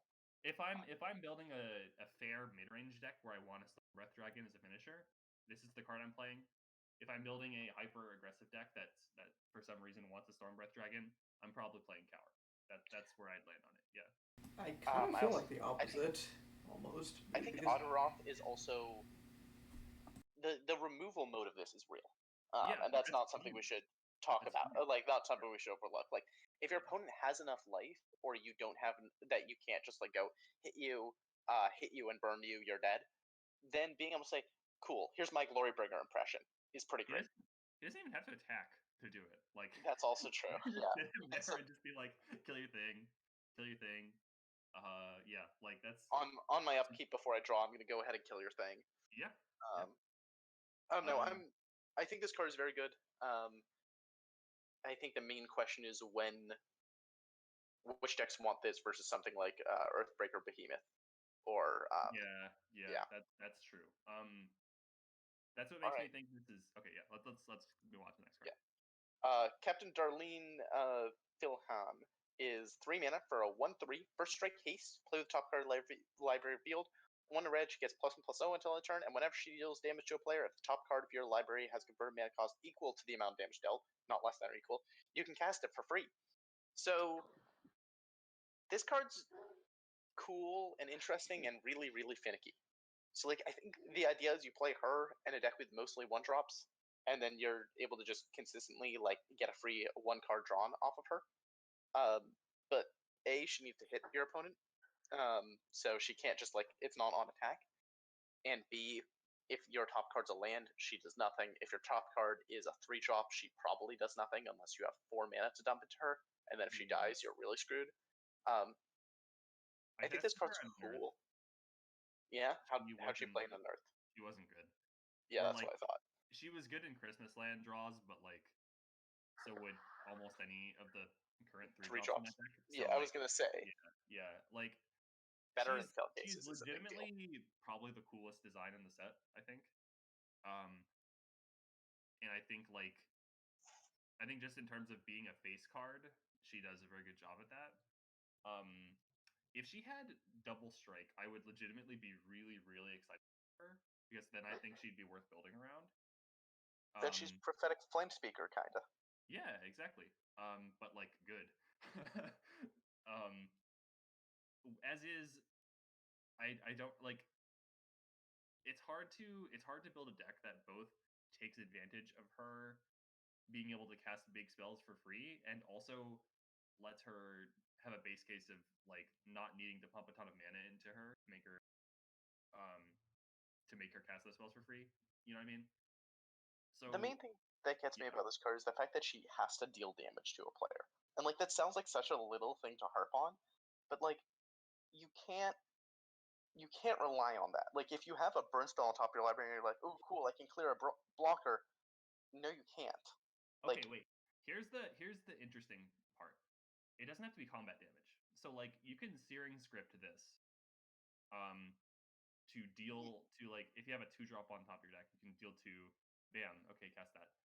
I guess.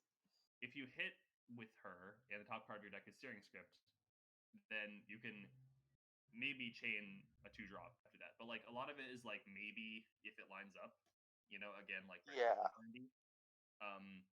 So we're mostly speaking hypotheticals and that'd be cools. But in general, cool card. very hard to enable an MSEM. Probably not worth it. But Yeah. Sweet design, wanted to highlight it. All right. Should we go next? Sounds good. All right. This next card is Dwarven War Hatchet. It's a 3-mana equipment. Equipped creature gets +1/+1, has double strike. It has equip 3, and then it has madness 3. When it enters the battlefield, if you madnessed it, you get to attach it to a creature for free. Ambercleave, what are you doing over there? I think this card was legitimately really scary when it used to both give +2/+1 and have equip 2 and madness 2, I think. Yeah, I don't think this card was okay in that iteration, and now it is. It's still damn powerful, especially. I think now it's pretty bad. Really? I think like it's not that different from Assault Strobe. Assault Strobe isn't a combat trick and doesn't stick around. Is the thing. Yeah, if it had a smaller equip cost, I'd be more impressed by that aspect. As is, it's like it's an Embercleave that doesn't give trample. It's harder to enable naturally because you need a madness outlet. I mean, to be fair, I think like slightly worse Embercleave is not like that bad of a bar given how just fucked up of a card Embercleave is. You can still probably turn 3 people with Concealed Slasher if you have some sort of other buff spell, and that's neat. Like it's still a powerful card. I'm less excited about trying to enable it now because the cost became a lot more prohibitive, and not trampling as well makes it a lot worse than ever. So, I mean, okay. I've been a bit negative, but feel free to hype it up a bit if you want. Nah, I would rather play in a world where people don't play this card. Yeah, like as is, it's kind of the card that you only one-shot someone. Yeah. Which, like some people like to do that. But we should make that a little harder than it used to be. Yeah. So, yeah, now it's hard. Anything else people want to say about it? Not particularly. Let's go to the next card, Fiery Temper, which is, I think, definitely of the two of the madness of like if you compare this and Dwarven War Hatchet, this is definitely the more exciting madness card here. So canon reprint, obviously, but yeah, I didn't think that the format needed more Boltalikes, but Fiery Temper came in and was like, actually, there's still niches to be filled. I mean, this card does something that no other Boltalikes do, which is give you card advantage. But only if you're using the to do something, right?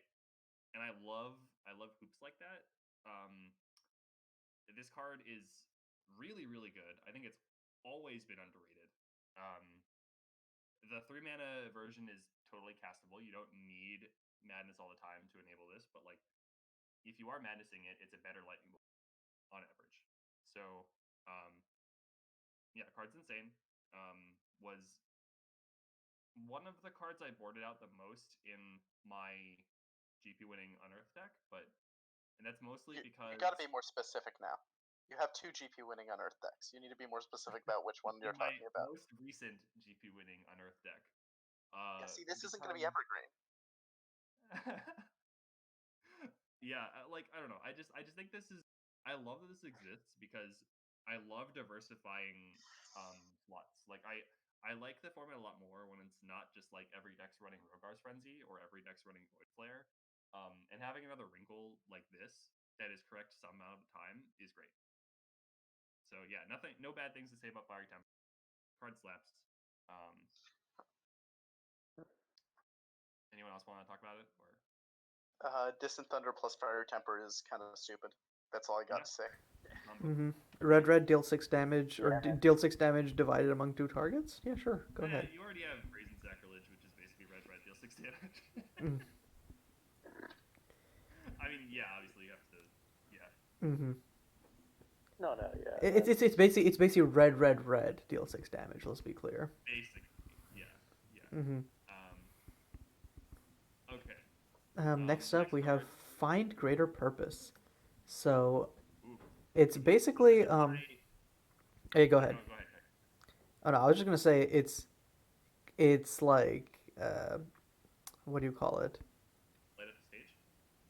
Yeah, it's light up the stage, except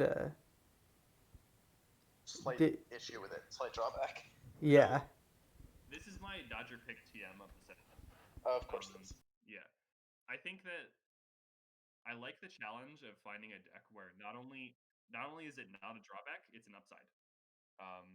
And I think it's not hard to do that. There are plenty of cards where it's like, oh, I want this death trigger to happen, or I want this in my graveyard, or like, I made this random blue token or omen token anyway. I'm just gonna get rid of that. Now I've light up the stage, right? Like, I see. This is where we bring in blight tokens. yeah, Can like, the literally, value? literally bring in Wither. Play this card. Prop. Like, I don't know. I think light up the stage is an insanely powerful card. And that this is such a small drawback. Like even in mono red decks that are just trying to burn your opponent out, like those decks used to run Shard Baldy, right? If this card hits a land, then like you're still at the rough amount of lands you need to keep casting your spells anyway. It basically just becomes worse as like I need to hit 3 lands, so I'm gonna go turn 2 burn spell light up the stage. Like that's not a good line at that point. But like otherwise, this card is super close to light up the stage, and in some decks it can be better. So I think this is a really big banger card. I fully intend to build decks with this at some point, possibly this month. And I think it's a card everyone should keep their eye on for sure. I don't know if anyone wants to argue against me though, because I know sometimes.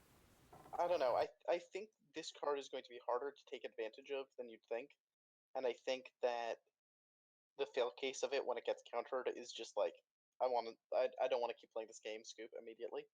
Yeah, I mean, you could say the same thing about like Gift of the Phoenix. Yeah, I would in Well, fact I say guess the same thing I about guess Gift of Phoenix. losing 2 cards is better than losing a card and a land, probably. Yeah. Yeah. Mhm. The other thing is just like I'm not super sold on like this being better than Magmatic Cash is a claim that I'm not fully prepared to accept, and I'm not. Yeah. Well, so I think to be Magmatic clear, Cash is slightly overplayed. I don't think you should be running this in decks that have absolutely 0 ways to take advantage. Like you're sacking a land 100% of time. I don't think you should be doing that. But you can build decks where like you're sacking a land 30% of the time, and it's fine, if that makes sense. You can also build decks where you're sacking a land 0% of the time, and you're just cackling maniacally as you're casting better light at the stage. But like, I think the main thing like is like that's how can the decks which want because it is card advantage, but I think the impulse draw does matter here to a degree in terms of like yeah, what decks will the want it. impulse draw- So like yeah, because like stuff like Wither, it like again, I think that like control decks would much rather have the card draw than the impulse stuff like that. You know what I mean? yes. You're not playing this in control decks. You're playing this in Dodger style super tempo decks that try to Oh, is that what do we're a lot calling of. it now? Super tempo. I don't Wait, know. Like, is Chrismite Vault still legal? it sure is. Yeah. Yep. This is banger with Chris My Vault. Mm-hmm. Yeah. Like, I don't know. I feel like it's really not that hard to have, I don't know, 20 cards in your deck that you actively want to sacrifice. I think the main thing is just like compared to Gift of the Phoenix, the main thing is that you will always or like unless you have like the perfect hand, in which case you don't want to cast Gift of the Phoenix anyways. But like you'll always have a card that you want to discard, but you won't always have a permanent that you want to sacrifice. Is so Yeah. so I think So, like like, yeah. end of the day, this is not the kind of card you put in every deck, but I think that you have to work less hard to make it good than you at first bet. That's my take. I think it's a reasonable take. Now I don't know if it's easy enough that like it's GP win playable, but we'll see. Well, it depends on That's what how God was feeling for next month. that's what made up person said about Dusk Lieutenant. So Yeah. Yeah. you'd be like made up person. Let's talk about playing point technique because I think this card Ooh, fucks. yeah. This one, Uh, this is good. 1 red, instant. Target creature gets +3/+0 until end turn, or destroy target artifact. Honestly, this card's pretty close to a better Abrade in aggro decks because the modes are either blow up an artifact or deal your opponent 3 damage. Sometimes kill a creature they weren't expecting to be able to kill. Correct me if I'm wrong, but Smelt literally saw Vintage play. Yes, I know some of the people involved in the decision to play Smelt in Vintage. That was not. Might not have been That was super correct. It was a decision spurned from necessity rather than actual. Okay. This is ideal. So maybe that's a little bit more of a hyperbolic hype up. Yeah. But... I think the only thing that's holding this back from being like a guaranteed sideboard piece is just the existence of Smoldering Pages, which, depending on the meta, could be better. It depends on whether people are going like tiny artifact, Colossus, or Seismic Colossus. Here's why I think this is better than Smoldering Pages. Smoldering Pages is not live in scenarios where your opponent doesn't have an artifact, whereas this is. And I think that's hugely relevant. On top of being 1 mana less, like I just think this has a much lower opportunity cost to running. Yeah, I think something that people consistently underestimate is how good it is to put cards in your deck, especially answers that do things when you don't have anything worth answering.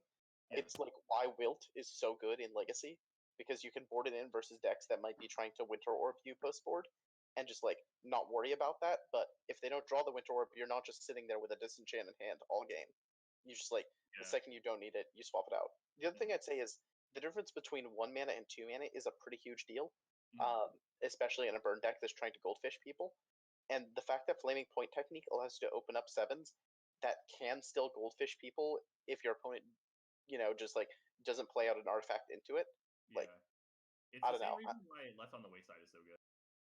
Yeah. Yeah. Yeah, I mean, I absolutely love this card. I think that for burn decks, I would say unless Seismic Colossus is like a very significant portion of the meta, which to be fair, it was last month. This card is almost always going to be the correct choice over Smoldering Pages for me. I do agree, but then if people watch the Elmari review and are like, Salvage Titan, let me try that, just like stuff like that, where I can like again, my thing was not Smoldering Pages gives this a run for its money. It's that Smoldering Pages is like the one reason that this isn't just a slam dunk. Yeah, Smoldering Pages is definitely still playable. Okay, just flavor-wise, I just love how the flavor is basically like, I'm going to fuck you up or I'm going to fuck your sword up. Your choice. Yeah, that's great. All right. Okay. Well, no, I think the flavor is you're setting your sword on fire? Oh, yeah. No, you're setting your sword on fire, but I think the implication of the mechanics is that, this fire is either going to your gut or it's just going to cleave through your blade. Your choice. Or it's going to burn me down. Yeah. Okay. All right. Next up we have the big flavor boy. It's Gyradris Ashen Master. I think it's Gyradris, the Ashen Master.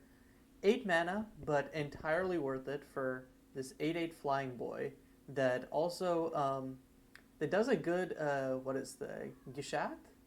Is that the one? That kind of like Gishat. Yeah, it's kind of like Gishat. You look at the top 8, you put a dragon in, tap and attacking, and it's only tap and attacking if he's attacking. But I feel like this is just kind of like big EDH Timmy card. I actually disagree with you. Oh, okay. This is one of the best audition targets, or like Warriors Request targets, because that card specifically hits dragons. That is fair. Because a lot of the other best targets happen to also be dragons. Cards like Tyrant of Tributes and Shimmering Dragon. If you can legit turn 2, turn 3 kill someone if you go like ritual audition, put this in, hit Shimmering Dragon, attack, hit Tyrant of Tributes, like you're dead. No, actually no. Now that you mention it, this especially because you can. If you don't hit anything but itself, you can just like change. You can just it's a valid target for itself, and then you can just do it again. It's like okay, sure, cool. Yeah. It reminds me a little bit of like the what is the I don't know what card you're talking about. Yeah, because I haven't like what's the black and blue companion? Gyruda. Yeah, like there was a version of that in MSEM with Precursor Sanctum and like Breaching Titan plus there's this other expensive green creature that looks at the top cards of your library and drops stuff in, and you would just like clone it and like go through your entire I library. know the card you're talking about. Yeah. And this is just like a faster version. Like this plus edition is just seems like a faster, more just like combo kill you dead version of that. Yeah. Like so that version of the deck you need to devote a lot to it because you need to have like density of dragon in your deck, which means that you can't really do the control breach thing of like I'm gonna control the board and then breach kill you like with my Emrakul. But you can build a very all-in fast combo deck with the potential to turn 2 kill your opponent if you like hit the nuts right, which is fun. I built that deck and I've tried it. I don't think it's competitive, or at least like not consistently, but it's a fun combo. And I think like maybe in the future if we somehow get more big dragons that like aren't dead draws in the early game, then like maybe I don't know, adventures do your thing or something like that. I don't know. Yeah, I mean, I think in general, the thing that I need to be convinced on is that having the redundancy of both Warrior's Request and Audition Yeah. is enough to outweigh the fact that Gyrodris and the other is just like not actually that nuts, and the other dragons you have access to aren't good enough at killing people for the density that you need to run of them. Versus just like I'm just playing Audition and Answer to Midnight's Call, but I run Chick-U Champion. Yeah, like that's usually just going to be the correct thing to do, unless you're just killing them on turn 2 or 3. Like yeah. straight, yeah. So yeah, that's kind of the question to me. But it's a fun to card. me, but it's not as good. Yeah, understandable. Obviously, like to Kai's main point, this card is obviously super EDH funhouse. There's a ton of Dragons Matter cards in the format right now, and like I'm sure this is a fun EDH card to build around. All right. Yeah. Unless anyone has anything else, I can take the next one. Go ahead. Intrepid Captain. Is a 3-mana 2/2. It's kind of like a Rabble Master. It creates a 1/1 blue and red pirate creature token with haste, and that token must attack this turn. And that happens at the beginning of combat on each of your turns. And then whenever Intrepid Captain attacks, it gives all your attacking pirates +1/+0 until that turn, except itself. So the difference between this and Rabble Master is that Rabble Master buffed itself for each other goblin, whereas this buffs each of your other pirates. And I think buffing your other pirates is more powerful because it's harder for your opponent to stop the damage that's coming through. But otherwise, it's very similar to Goblin Rabble Master, basically. I think it's also a lot. This card is, I think it's a little bit worse than Rabble Master, but not substantially, and I think it's much better than like Legion War Boss or any of the other Rabble Master likes that we got. So I'm curious, why do you think it's worse than Rabble Master? The 1/1s are less durable than the 2/2. And you are less likely. So the thing that happens with the Rabble Master that this also does is if it's left entirely uncontested, it will kill you like within 4 turns. I think the math is either 3 or 4 turns. I can never remember. I think the fact that Rabble Master basically can't be eaten in combat, it will always be trading up, is a huge part of why it's good. Oh, and I think that makes sense. Yeah. I think swinging with a 2/2 and a bunch of 2/1s is a lot easier for your opponent to keep in check than it is for swinging with like a 5/2 and a bunch of 1/1s. So my counterpoint is like, this might be hard to do right now, but like if you have a deck with a lot of pirates, like say we somehow get more playable pirates like Kitesail Freebooter. We're going to see another cheap aggressive pirate later on in this review. Yeah, like then I feel like this buffing all of your other creatures will just kill people faster, even if they do have blockers. So that's what makes me higher on it, especially because in MCM your opponents like you're not going to run into as many decks that are just like, oh, play my 4/4 and like sit there with it, you know. Especially now that Snowfield Mother is leaving. Exactly. Yeah. So like that's kind of where I'm at with this. Every time I realize a new card that's leaving, I feel sad. Yeah, I know. So I know Anna was playing some amount of this in like Mardu Aristocrats. I don't think I think she might have cut it, so I'd be interested in hearing her reasoning on that. But like, I think the card is powerful. It should always be a consideration if you care about tokens and attacking people with them. Um, and like, I don't know, I like this card a lot. I also think it's the best Okay. Rabble Master we've gotten so far, and Rabble Master is a really good card to have in your back pocket. Yeah. I would want to do the math to see how fast this goldfishes people, Yeah. but assuming it does it at a similar speed to Rabble Master, It one should thing that we've goldfish seen, at the same speed as Rebel Right. Master because it's the same amount of damage raw. yeah. Yeah. So if you're doing that, something we saw historically is mid-range decks or sometimes even control decks boarding in Rabble Masters to clock combo decks. Yeah. I don't think that's a bad thing to have on your radar. Yeah, for sure. All right. All right. Next up is the Kevin special. Take it away, Kevin. Kevin. Oh yeah, so like the fuse. So I think sorry. Yeah, like the fuse. So 1 red sorcery, deal 3 damage to creature. If it dies, you basically start it. Well, creature planeswalker, but if it dies, you start a chain that keeps on going. What's notable with this is when you do that, you're casting a copy. So this will trigger any kind of like young pyromancer effects, which means with certain 1-drops, like something like Union Rail Strikebreaker on 2 into this, it is a turn 3 infinite, which I think has some amount of potential. Notably, your opponent has to have a target for that to be a turn 3 kill. True. True. That's not actually true. I think so, because if you target one of your own creatures, it'll die before you get. So what you do is you do. Oh, you're right. Because you need to have the third thing. Yeah. So you can't actually so you can't actually go prowess 1-drop URS this because you need to have a. You can if your opponent has a creature, but you can if your opponent has a creature. In a vacuum, you can. Yeah. Mm-hmm. Which just to explain the combo, when you cast the spell, you get a 1/1. When the spell resolves, you get to cast it again. You can target the 1/1 you just got, and then you get another 1/1, and then it just keeps going forever. Yeah. I also would say that this is not a combo you should expect to stick around particularly long, because it is kind of operating on a typo isn't quite the right word, but egg not fully thinking through why this works this way. Yeah. So I think we already had a version that doesn't do this in the works in the council chat. Like we were just figuring out the wording. Even by the way, even disregarding that combo, I think this card is not bad. It is fine. a one-sided board wipe.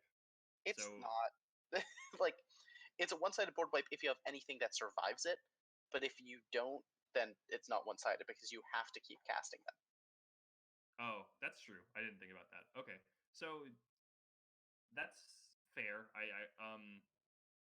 But like, so yeah, it's narrow, but maybe while Snow Mom's still around, you play your Snow Mom, you play this Snow Mom like a good mother bear, protects the rest of your creatures. Life is good. It's narrow, but like it's neat. I think it's a pretty cool, flavorful card. But like yeah, we can probably do the next card though. Agreed. All right. Okay. So the next card is Pyro Apostle. It is a 6-mana 3/3 flyer. When it enters the battlefield, discard your hand, then draw 3 cards. And it has Madness for 4. So this card is kind of similar to Bedlam Reveler.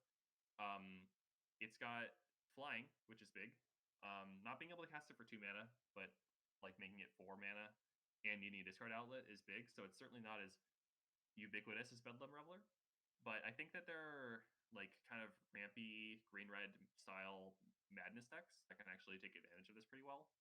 And I think that having a ramp out target that refills your hand is pretty potent. So I don't know. I'm somewhat high on this, probably higher than most people. And I don't think it's great, but like I think that there are some decks that where this is like suddenly becomes pretty sweet that you don't really consider it. So I would keep an eye on it. Yeah, so I cast a lot of Bedlam Reveler, and I can safely say that that prowess actually comes up way more than you'd think it does, as does that fourth point of toughness. I for sure believe you there. Yeah. I also think casting Bedlam Reveler for 4 is close to the worst case scenario in most instances. So I'm a little bit iffy on this having Manus 4, especially because usually you have to spend mana in order to discard cards. Like, not always. Flying is relevant, though. Flying is relevant. I just think that the circumstances where you get this down are going to be more difficult than getting Bedlam Reveler down, and I don't think the payoff is better. I built an Alvarez Discovery deck that ran 4 copies of All Study, and this card was pretty good in that deck because you can just all study it to make the mana and then use that mana to cast it for 4. That makes sense. I mean, that deck was kind of janky, but also it's like a green-red deck that I built, so somehow it wins, I guess. Yeah. You can safely That's just math. I don't know. I think like this is a cool card that I enjoy building around, but I don't think it's like the next Bedlam Reveler or anything. Yeah, that would be the main thing that I'd push back against is I think you can't put this in random decks in the same way that you can kind of just put Bedlam Reveler in random decks. For sure, for sure. All right, so Ruinous Proselyte. Don't you want to talk about recurring this like a couple dozen times? So, yeah, this is a classic card in the long line of Egg slightly redesigns modern staples. True. I think this is one of the most interesting variants of that, though. Having like the little tweaks that Egg made, having 1 extra power, being able to destroy an artifact as well, but at the drawback of costing 1 to activate, makes this an entirely different card from Fulminator Mage. One that is harder to take advantage of if you're just casting it normally, because then you're kind of just casting Demolish, and Demolish is not good. But the fact that you can unearth this and you can get this back with Ambitious Necromancer means you can get this. I was about to say that. Yeah, this costing mana is very important because otherwise, if I'm understanding the interaction right, this plus Ambitious Necro would just be like, fuck all of your non-basics. Ambitious Necro absolutely does not work with activated abilities. Very quickly cutting that. Oh, okay. Very quickly cutting that off the pass. But what I did do was I'm up against Lyman Field. I lost game 1. I bring in my 4 Ruinous Proselytes. Turn 1, I go Ambitious Necro. I think my opponent was Chef. Chef goes Lyman Field pass. I go, okay, Deform Sanity you, discard Ruinous Proselyte, reanimate it with Ambitious Necromancer, sacrifice it to destroy your land. I now just Thoughtseized you and Stone Rained you for 2 mana. Like, it's pretty hard to come back from. It also means that if you use this with Ambitious Necromancer, every single one of your spells now has Kicker 1 for a Stone Rain, which is huge. And being able to hit artifacts is like legit upside. It means that you can consolidate your sideboard slot. So for unearthed decks, you can just not run any artifact hate at all and be like, okay, this will deal with artifacts, it'll deal with my opponent's Monuments of Queens, it'll slow down greed piles, like this does a lot. And even if you don't need to use it as a Stone Rain, like in the late game, you can always just be like, okay, I'll attack for yeah, I think this card's great. I think it becomes a lot less good if you're not unearthing, but still playable. I think it's a great sideboard tool that people should keep in mind. Also, it has a 100% GP win rate, so true. Card can't be bad. Also, it has look at that funky yellow. Is that yellow and purple that it's wearing, or does it just look like that because of the red flames slightly out of camera? I think it's chainmail with. I think it's orange. Firelight. No. Past the chainmail on the shoulders. Oh, I think it is. Yeah, I think that's like red and orange. Maybe it's blood. No, what? If it's blood, then it's in very even lines. It would be like, yeah, okay, it's not blood. Yeah, you're right. Yeah, I just love that this undead crusader just also has a funky fashion sense. Hey man, you gotta like can you imagine, like, you decide to go like ambitious with your fashion choices for one day and that's the day you die and you're locked into that for the rest of your undeath? Like Deus Vult, but also Deus well dressed. Okay, I thought you were gonna pull out actual Latin there, and I was like, oh, impressive. All right, so let's get to talking about Suitor of the Sea, which is Oh man. one of the more Oh, powerful this red thing. 1-drops in the format. Yeah, right. Yeah, my favorite 3/1 for 1. You can make the argument that it is the most Oh. powerful. Pretty I think fractal that is pop. a argument. The other thing that's nice is it is a pirates that's Intrepid Captain synergy right there, Yeah. which I could actually see that coming up. Anyway, Suitor of the Seas is 1 red for a 2/1. At the beginning of each player's upkeep, she deals 1 damage to that player. So one thing that's really nice about her is she just, even if your opponent's on the draw, she always does some amount of damage. That's something that you get from, so she has that kind of pseudo haste. She does less damage to you than our other haste 1 power 2 1 mana 2 power creature. Which is So Spanish that's nice. But I think in general she's just she isn't going to fundamentally change the power level of any deck. She is just a good, powerful new tool that Burn should be running on average. One thing I actually like about her is that there are plenty of cards that actually care about you losing life or damaging yourself. And while you also want to be aggressive, and like this is the easiest way possible to enable that. Like she guarantees, for instance, for Crane's Crony, that you're losing life on your turn at the very least. But there are also a host of other cards that want you to lose life. So like she just naturally fits in well with that. Advocate of the Hunt, Hugo. Yeah, Aspect of the HUD is a great one. There's also a lot of unraveling pushed aggro creatures that require you to have lost life to take advantage of them. Yeah, like I don't know. Changed. You don't have to work hard at all to make this card good, but the fact that it's an already really good card that can help with energies is really important, I think. So. Yeah, actually, I think that's something I hadn't adequately described when I was talking about how this card is generically good. It also fixes one of the things that I fundamentally always have issues with that I will never stop talking about is it allows you to make other cards good by putting good cards in your deck. And that's something that you always need to value is whenever you have a good card that is synergistic in the slightest, it's like, great, now some of my unplayable trash might become playable trash. I mean, that's kind of the Dodger special, right? Yeah. All right. Should we go to green cards? We finally made through all the red cards. There's a lot of spicy red cards. Yeah, for sure. All right. The first green card is definitely spicy in its own right, or at least we're blessed with new wording, but it's Blighted Branch Beast, and you're like, what is this 4 mana 1/1 with trample? But no, you can pay 1 and a green to turn any creature you want into an 8/8. So yeah, so before these used to be 8/8 counters, but then Cajun came in and went. So to prevent his poor brain from exploding, we've accommodated and made it so that it's a counter that as long as it has that counter on it, it's base power and toughness 8/8. Yeah, I mean, so this card is at base a 6 mana 8/8 trample if you want to play it like that, which is not good. But there's a big difference because you can play it on turn 4 or turn 3 with a mana dork and be like, okay, if you don't deal with my 1/1, next turn you're taking 8 damage. And potentially I'm also going to make my mana dork.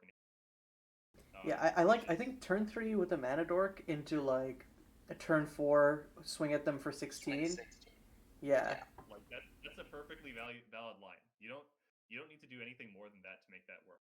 You just have to hope your opponent doesn't have a removal spell. And if they do, it's like, okay, they answered your 4-drop. Like you probably have more stuff in your hand.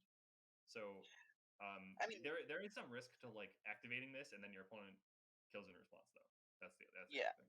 I think it's fairly often that you'll be down multiple mana, and I think the fact that it's a 1/1 is going to hurt more than people realize because power toughness based sweepers, if counters stops being as prevalent, which the nerfs might lead that to being the case, people might start playing like power toughness sweepers again because those are generally cheaper. If people are on those, having this and your mana dork killed by the same like pyroclasm is gonna suck.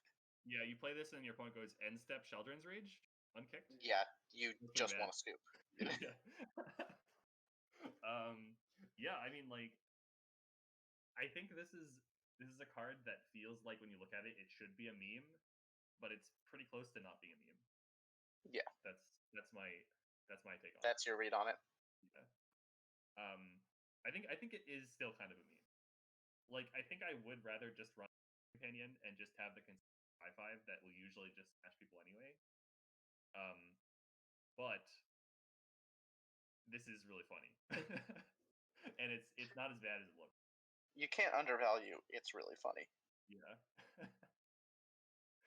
All right.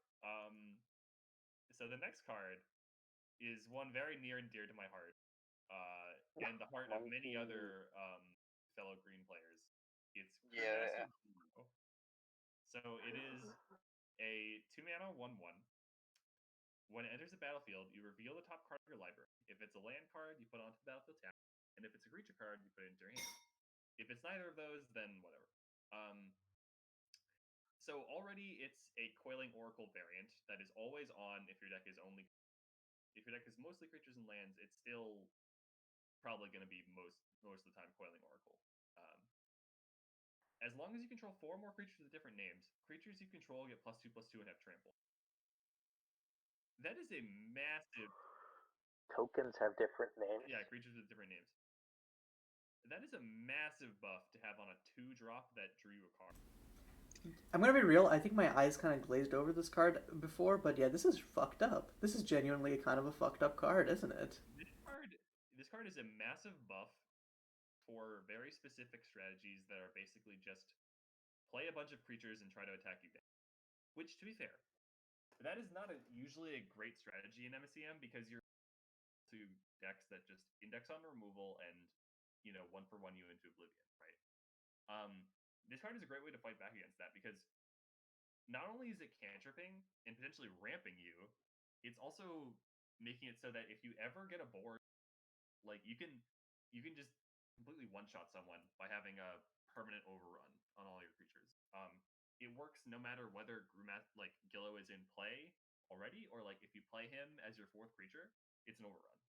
So it's like, I think this card is obviously very pushed. I think it's probably an appropriate power level for MSEM because it goes in specific decks. But like, this card's really, really good for sure. Yeah. Yeah, I think this card's pretty ludicrous. I still want to explore this in Podlight because that deck was playing fucking Croakfolk Troubadour. No, and I think this is Oh, better than God. Podlight, like personally. Podlight does run like 10 things other than lands and creatures, so I would want to do the Hyper Geo and like see how fucked I'd be if I lower all that. But like that deck generates so much card advantage. I would not like. I think it's worth it to trade off like the whatever % chance you don't draw a card to the % chance that you ramp. Like I mean the deck uses the mana really well. It also sometimes has problems killing people, but this solves a lot of those problems. Yeah, like I think this is basically the best Elvish Visionary as long as your deck has like, I don't know, 20 creatures. Yeah. Does that seem reasonable? I think that's probably off. I would want to sit down and actually do the math, but maybe the math. Yeah, like that's just. Yeah, because I think you want to be drawing a card with it, like let's say 80% of the time. Does that sound right?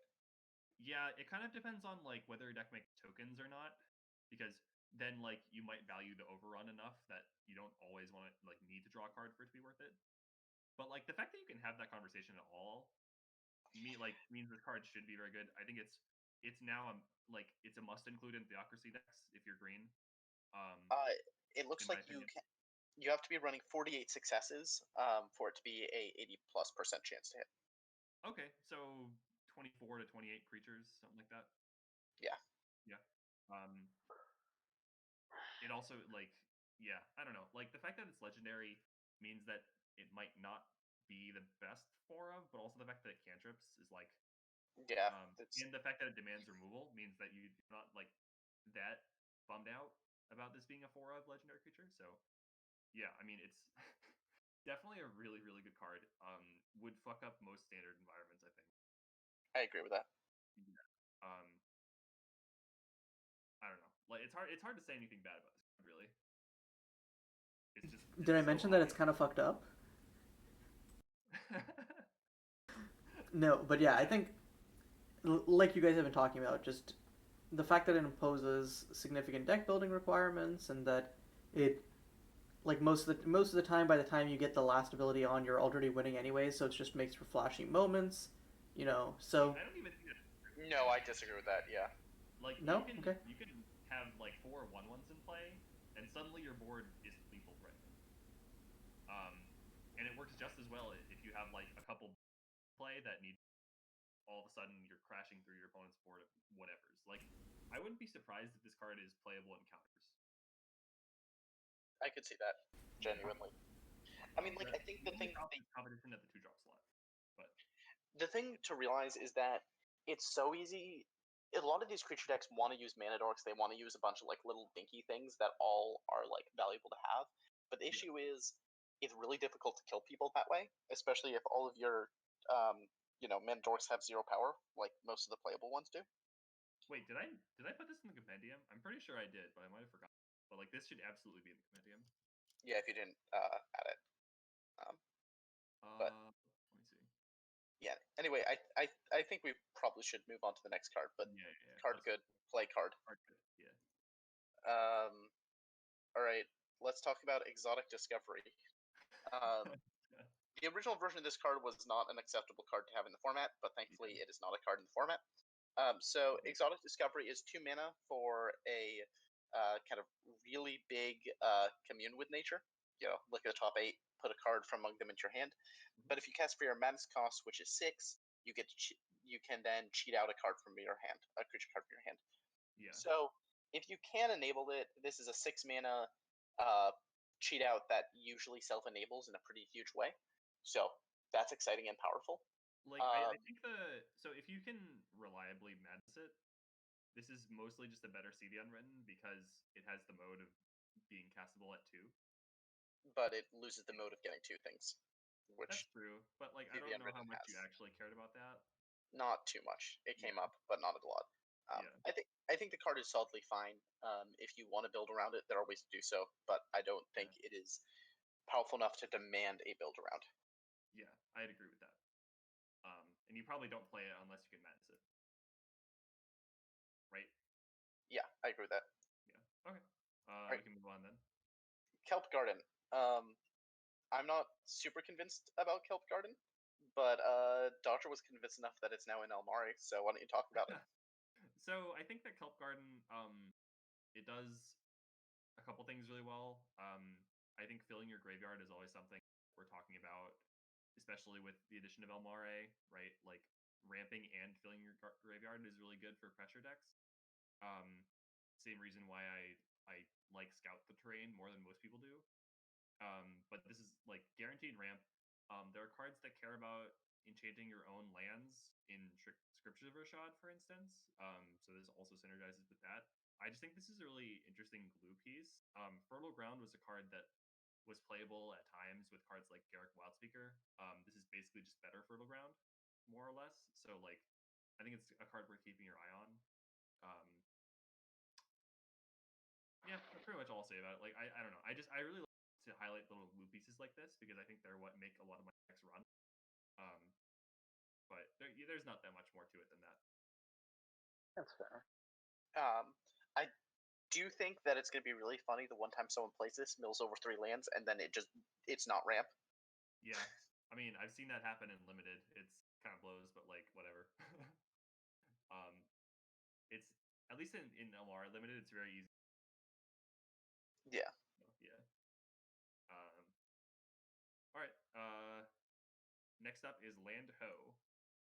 So you reveal the top 4 cards of your library. It's a 2 mana spell. You can put a creature card and or a land card from among them into your hand. You mill the rest, and then you discard a card if you put 2 or more cards into your hand. So I think this is a really good mulch variant. Mulch is usually going to be a +1 on average, I think, and mill a couple cards. This is not a +1 unless you are taking advantage of getting a card that you specifically want in your graveyard or you're using a madness spell. But I think there's a lot of flexibility here because you can tutor for a creature and a land and discard any card you want into your, and you mill 2 other cards. So like, again, this is a pretty solid pressure card, like pressure deck card. It works with madness. Again, a really nice little glue piece.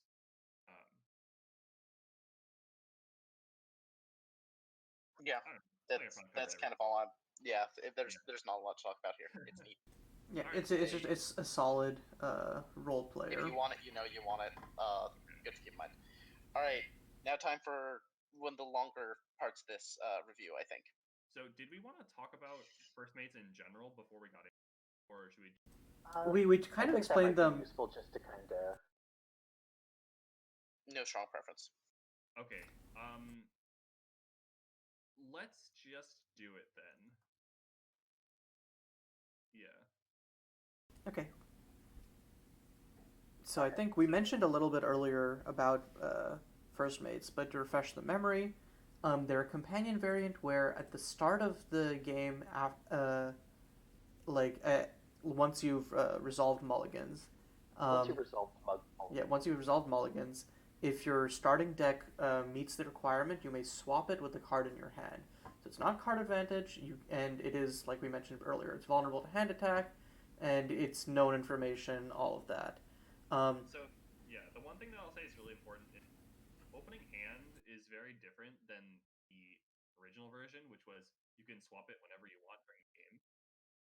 Opening hand means that there are hands where you actually don't want to take your first mate, and I think that really improves how it plays because it kind of helps negate the feel bad of like, oh, this companion is making games feel samey. Um, Having games where sometimes the companion doesn't actually show up goes a long way towards fixing like what was bad about companion. So I just wanted to shout that out. I think Egg did a really good job with that change. Absolutely. Mm-hmm. And yeah, I think lots of times the evaluation of is it worth it to swap this into my opening hand is like kind of fraught. Like it becomes like a legitimate choice, and Like it improves gameplay, I think, because it allows more skill expression to be like, okay, I have to make this decision now. It's done once at the start of the game. What card do I put back? Like it adds a lot yeah, more depth to and games. like, and I think we're seeing lots of decks where it's like before it used to be like the companions are like if you meet the condition it's like might as well include it, and you see them like every game because like it's just like they're there. Now it's like you can have decks that incidentally or like trivially meet the first mate conditions, and you basically never see them, but it's just like a nice option for like whoever's piloting the deck that like, hey, if the situation comes up where I do need this card, then it's worth. Otherwise, it's just that like I have this in here as like just giving myself additional options kind of thing. It kind of depends on the first mate, but yeah. So the first one is Alvarez of the Huntsman. It's a 3 mana, 3/2 with trample. You can pay 1, discard a land card, and put a +1/+1 counter on him. He deals 1 damage to any target. And his first mate condition is at least half the cards in your starting deck are lands. So you get a very clear idea of what kind of deck this wants to go into. You want some kind of like heavy ramp deck slash landfall deck that cares a lot about lands, and he also gives you an outlet to use your extra lands, like make him bigger, maybe pick up a couple of small things. And I think that like there's a pretty clear candidate for what deck wants this right now, which is Waterfall, because that deck already ran like 27, 28 lands, so it's pretty trivial to just add a couple and get this guy in your sideboard. You don't always want to use him that much, but like having him available is nice in some games. Like maybe your opponent has creatures. He's I don't know. I think he's solid. I think when the general Wonderfall tools leave, I'll have to figure out how to take advantage. But like I'd say he's one of the less ubiquitous first mates. I don't know if people disagree with me on that. I agree. I think he's one of them that he doesn't really require you play bad cards in your deck. Yeah. He just requires you play more lands. Yeah. And as long as you have access to cycling lands or creature lands or what have you, telling you run 30 lands is in a slower deck isn't actually that big of Yeah. an issue. And what really appeals to me is MSEM has a ton of really sick lands that you can get a lot of value out of to build your deck right. But the issue is oftentimes there's only so much room in your mana base.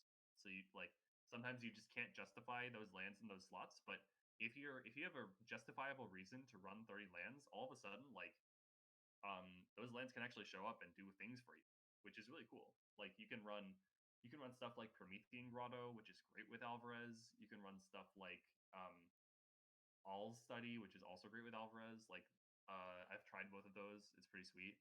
You can run the Elmare cycling lands that you can play from your graveyard as well. So like, I don't know. I think this card is really interesting. There are probably multiple scenarios you can play him in. If we ever get a deck that's like the Amulet Titan deck in Modern, like this also would be free for those kind of strategies. So yeah, I mean, I like Alvarez a lot. I think he's pretty balanced and fun. Yeah, I'd agree with that assessment. Yeah. Okay. So the next one is the one that is the easiest to whoops into, which is Yeah. Garth of the Chimera. So for 3 mana, blue and red, he is a 2/4 with prowess, and whenever he attacks, you get to look at the top card of your library. If it's an instant or a sorcery card, you may cast it. You still pay its costs. So I do think that Garth isn't entirely free. I recently was building a control deck, and I made the call of I wanted to run main deck Irikas and not Garth, because Irika helps shore up your aggro matchup and does a similar amount of card advantage. So that's an exciting thing. It also stops you from running Replicator Mage. It stops you from running T23 Aegis. There's a lot of things that Garth comes at the cost of. One place that I've really been excited about playing Garth in, though, is in decks like Casino Scam, which are combo decks that have no intention of playing creatures, and getting the chance to potentially game one pivot with, you look at your opening hand, you realize I don't have the resources to combo, and I definitely don't have the resources to sculpt a combo hand. I guess I'm gonna add Garth to my opening hand because he can help you get resources. Yeah. Is really hype. You can do some Electros in Storm decks too. Yeah, I the ones that don't want Electromancers. Yeah. Yeah. I think in general this card is just kind of like generically sweet.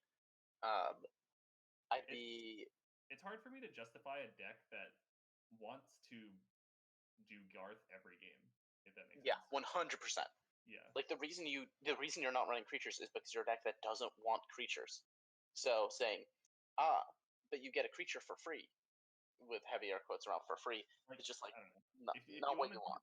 If you want to do the prowess thing, you're probably better off running like 8-10 prowess creatures, you know? Yeah, prowess 1-drops are good. Yeah, yeah. I'm kind of surprised, like, Seeker of Mysteries has fallen Very off a lot. good, That yeah. card still seems really good to me. Yeah, I don't know. Okay. That was kind of a non sequitur. But Kevin, you want to take the next card? Oh, I'd love to. So Harriet. So up next we have Harriet of the Pioneer. Yeah. So this is. We've had a lot of boats here. This is our requisite vehicle tribal.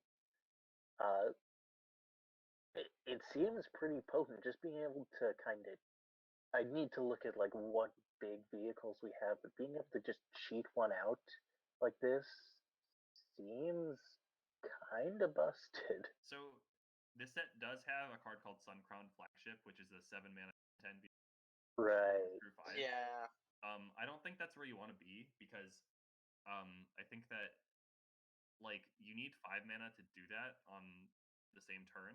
And I also think that like if you play Harriet and then it's like, okay, I'm gonna let Harriet and then next turn put in my 7-drop, it's like, well, what if Harriet died? Then your plan kind of went to shit, you know? But what I do like about Harriet is MSEM has a ton of good vehicles. Like it's really not hard to build a legitimate deck that has 12 vehicles in it. Especially since a lot of them don't even need creatures to crew or like crew themselves, like Ghastly Fairy or Intrepid. Yeah. Yeah, like, Intrepid's still legal. Intrepid is still a good card, by the way, guys. Like, don't sleep on Intrepid. You're allowed to still After... red that card. Yeah.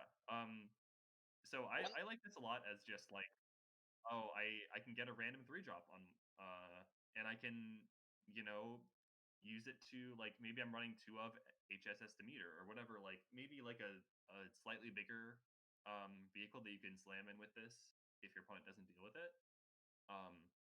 I think casting HSS Demeter with this is just incredibly fucked up. Yeah. And I think Demeter is not too far off from being a constructed playable card otherwise. Yeah. The other one that comes to mind is Dragon's Wake, which is one of the vehicles from Imperial Legacies, which has a similar effect. What about Breaker of Cities? I think that card's really sweet. I was looking for an excuse to run it. I mean, you don't really want to like. There's not a lot of advantage using that with this, but Breaker of Cities is a Yeah. generically fine card. You also get to run Brine Fleet Bay in your mana base as just a Exactly. minimalist land that moves you a little bit closer. Yeah, Yeah. I guess so. The appeal for me of this card isn't necessarily like actually using the activated ability too much. It's more just like there are a lot of sweet vehicles that you wouldn't mind running. And if you get to 12, it's like, well, now I get a free 3-drop if I did. Yeah, but I and feel like that. 12 is like a little bit more than just incidental. If it was like, if it was, Yeah, I if agree it with was 5 or 8, then maybe. But yeah, Yeah, I mean, like that's. I think it's a good thing though, because it shouldn't be like you Yeah. should have to give up something. right. But like, I think I'd be very interested in finding out what are the scenarios where you don't have to give too much and still get this. Yeah, I kind of do think that like, I want to see what like maybe not an all-in Harriet deck, but like a deck where it's like taking advantage of Harriet being like a quote unquote combo piece that's always available, and just being like, yeah, okay, so I'm gonna slam Heaven, Demeter, Dragon's Wake, and then like Slam Heaven. yeah, the I mean, well, cheating out Heaven probably fucks a lot of people up. Yeah, Yeah, Yeah. I almost ran Heaven as an epic encounter in Naya ran. that's so cursed to hear. But yeah, I think like I Um, don't know what like the backup plan is if Harriet gets removed. Probably should have one, but Sure.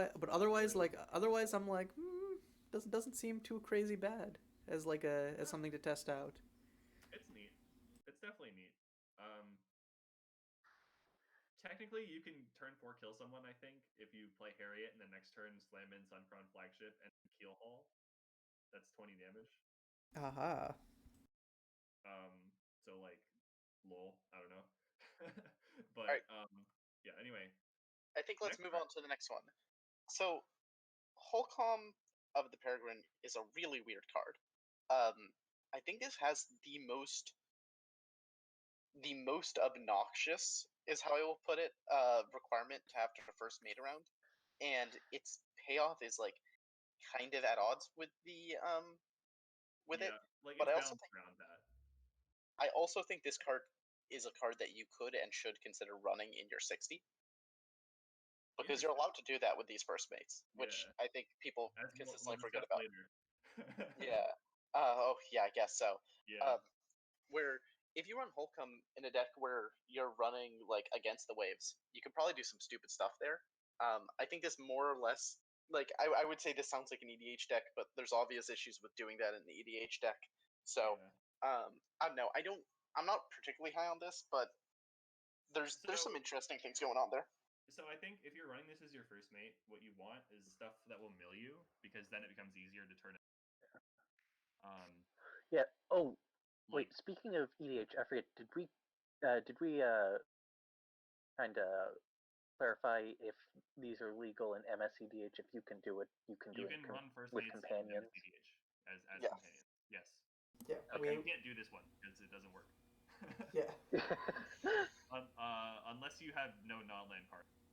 Well, wait. I think. Oh, wait, that's okay. If you played powerful. Bant, wait, hold it. If you played Bant, an Imperial Proclaimer could run this.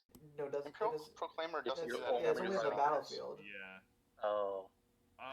So one joke I want to make about this card before we move on is Egg really was like, "Yo, I want to play Hearthstone, but in Magic."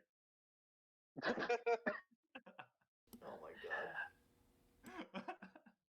That was like my immediate thought when I saw this. But I think this is actually my favorite first mate design, because it's such a unique drawback, and it's one that like looks like it's not that big of a deal, but actually like changes how you build your deck quite a bit. So I really like that. Anyway, next card, GP winner right here. Hugo of the Shadow Staff. It is a 2-mana 1/1 menace, so not a good start. Whenever one or more sources you control deal damage, put a +1/+1 counter on Hugo. So much better. And the first main condition is your starting deck contains only cards with converted mana cost 0, 1, or 3. So basically the idea is you're just going to guarantee your 2-drop every game, and you're not going to run any other 2-drops in your deck, and you're just going to be like, okay, turn 1, play my 1-drop, turn 2, play Hugo, attack, Hugo's a 2/2, and then you're good to go, right? Like, that's the idea. The way I used him was kind of different from that, because when I was playing my Unearthed deck, it's like, well, you either are running 1-mana ways to discard your cards, or you're running 3-drops that you want to unearth. And then naturally, like, the deck doesn't lend itself to running 2-drops anyway, so Hugo is kind of a free inclusion. And that ended up coming up a lot in a lot of my games. Like, there are plenty of games where you don't take Hugo just because it doesn't line up with what your hand wants to do. But, like, for instance, in the last game of the finals, I'm playing against Lyman field. I have a hand with 4 lands and 3 interaction spells. I would love to keep that normally, but if I didn't have access to Hugo, I couldn't, because it has no way to clock out the game. But in this case, it's like, okay, I'll just get rid of a land, take my Hugo. Now I can go discard spell, Hugo onto discard spell. My opponent doesn't have resources. I can kill them with Hugo. So that's like a ton of value, I think. And he's one of the first mates that benefits the most from being like an incidental threat, have access to if you need it. Yeah, I was going to also point out that there were actually 2 Hugo decks in this GP, and both of them went. I don't think so. Was someone else on a Hugo list? Because there was Fifth and you. Was there some? Boofenschmerz was playing a aggro deck that used Hugo kind of as intended, I would say. Oh, interesting. I didn't know that. Okay, so 3 Hugo decks. Went 3-2, so. Yeah, I was gonna say yeah. One Hugo deck went 4-1 in the Swiss, and the other one won the GP. Yeah. So like, Hugo has some pretty good numbers behind him. Mm-hmm. The other Hugo list was one I built, which was Hugo Villainy, and that deck was basically built around the assumption that you want to go turn 1 Jar Champion every single game because of how good Jar Champion is in that archetype. Right. And Hugo is like a way of playing Jar Champion without playing Jar Champion. So you get to run 4 copies of Jar Champion, and if you don't see it in your opening hand, you just play out Hugo. Yeah. I like that there's a lot of ways to buff him incidentally. Like, one cute interaction I had was Gift of the Phoenix will buff him because it deals 2 damage to you. Yep. That was honestly not intended when I included it. It was pretty fun to discover. Also, whenever you cast the burn spell, he gets +1/+1 counter. If you have a creature with first strike, it doubles up. So like, he just naturally works with a lot of stuff. And coming down early, like, he's vulnerable to removal right away, but if you manage to, overload your opponent's resources or tax the removal spells first with discard spells, like, he can solo win you the game. I think he kills by himself. He kills in about 4 or 5 attacks, depending on how much your opponent pays life to their lands. Yeah. All right. Should we go next? Oh, actually, I did have one thought, which is I really want to play. I don't think you can do it in. You can't do it in a Hugo deck, but I really want to play Hugo plus Staff of Equilibrium. Ooh, that is. Wait, no, Staff. Oh, Staff. It doesn't matter. Yeah, Hugo doesn't need. Staff is too. Yeah, that's spooky. All right.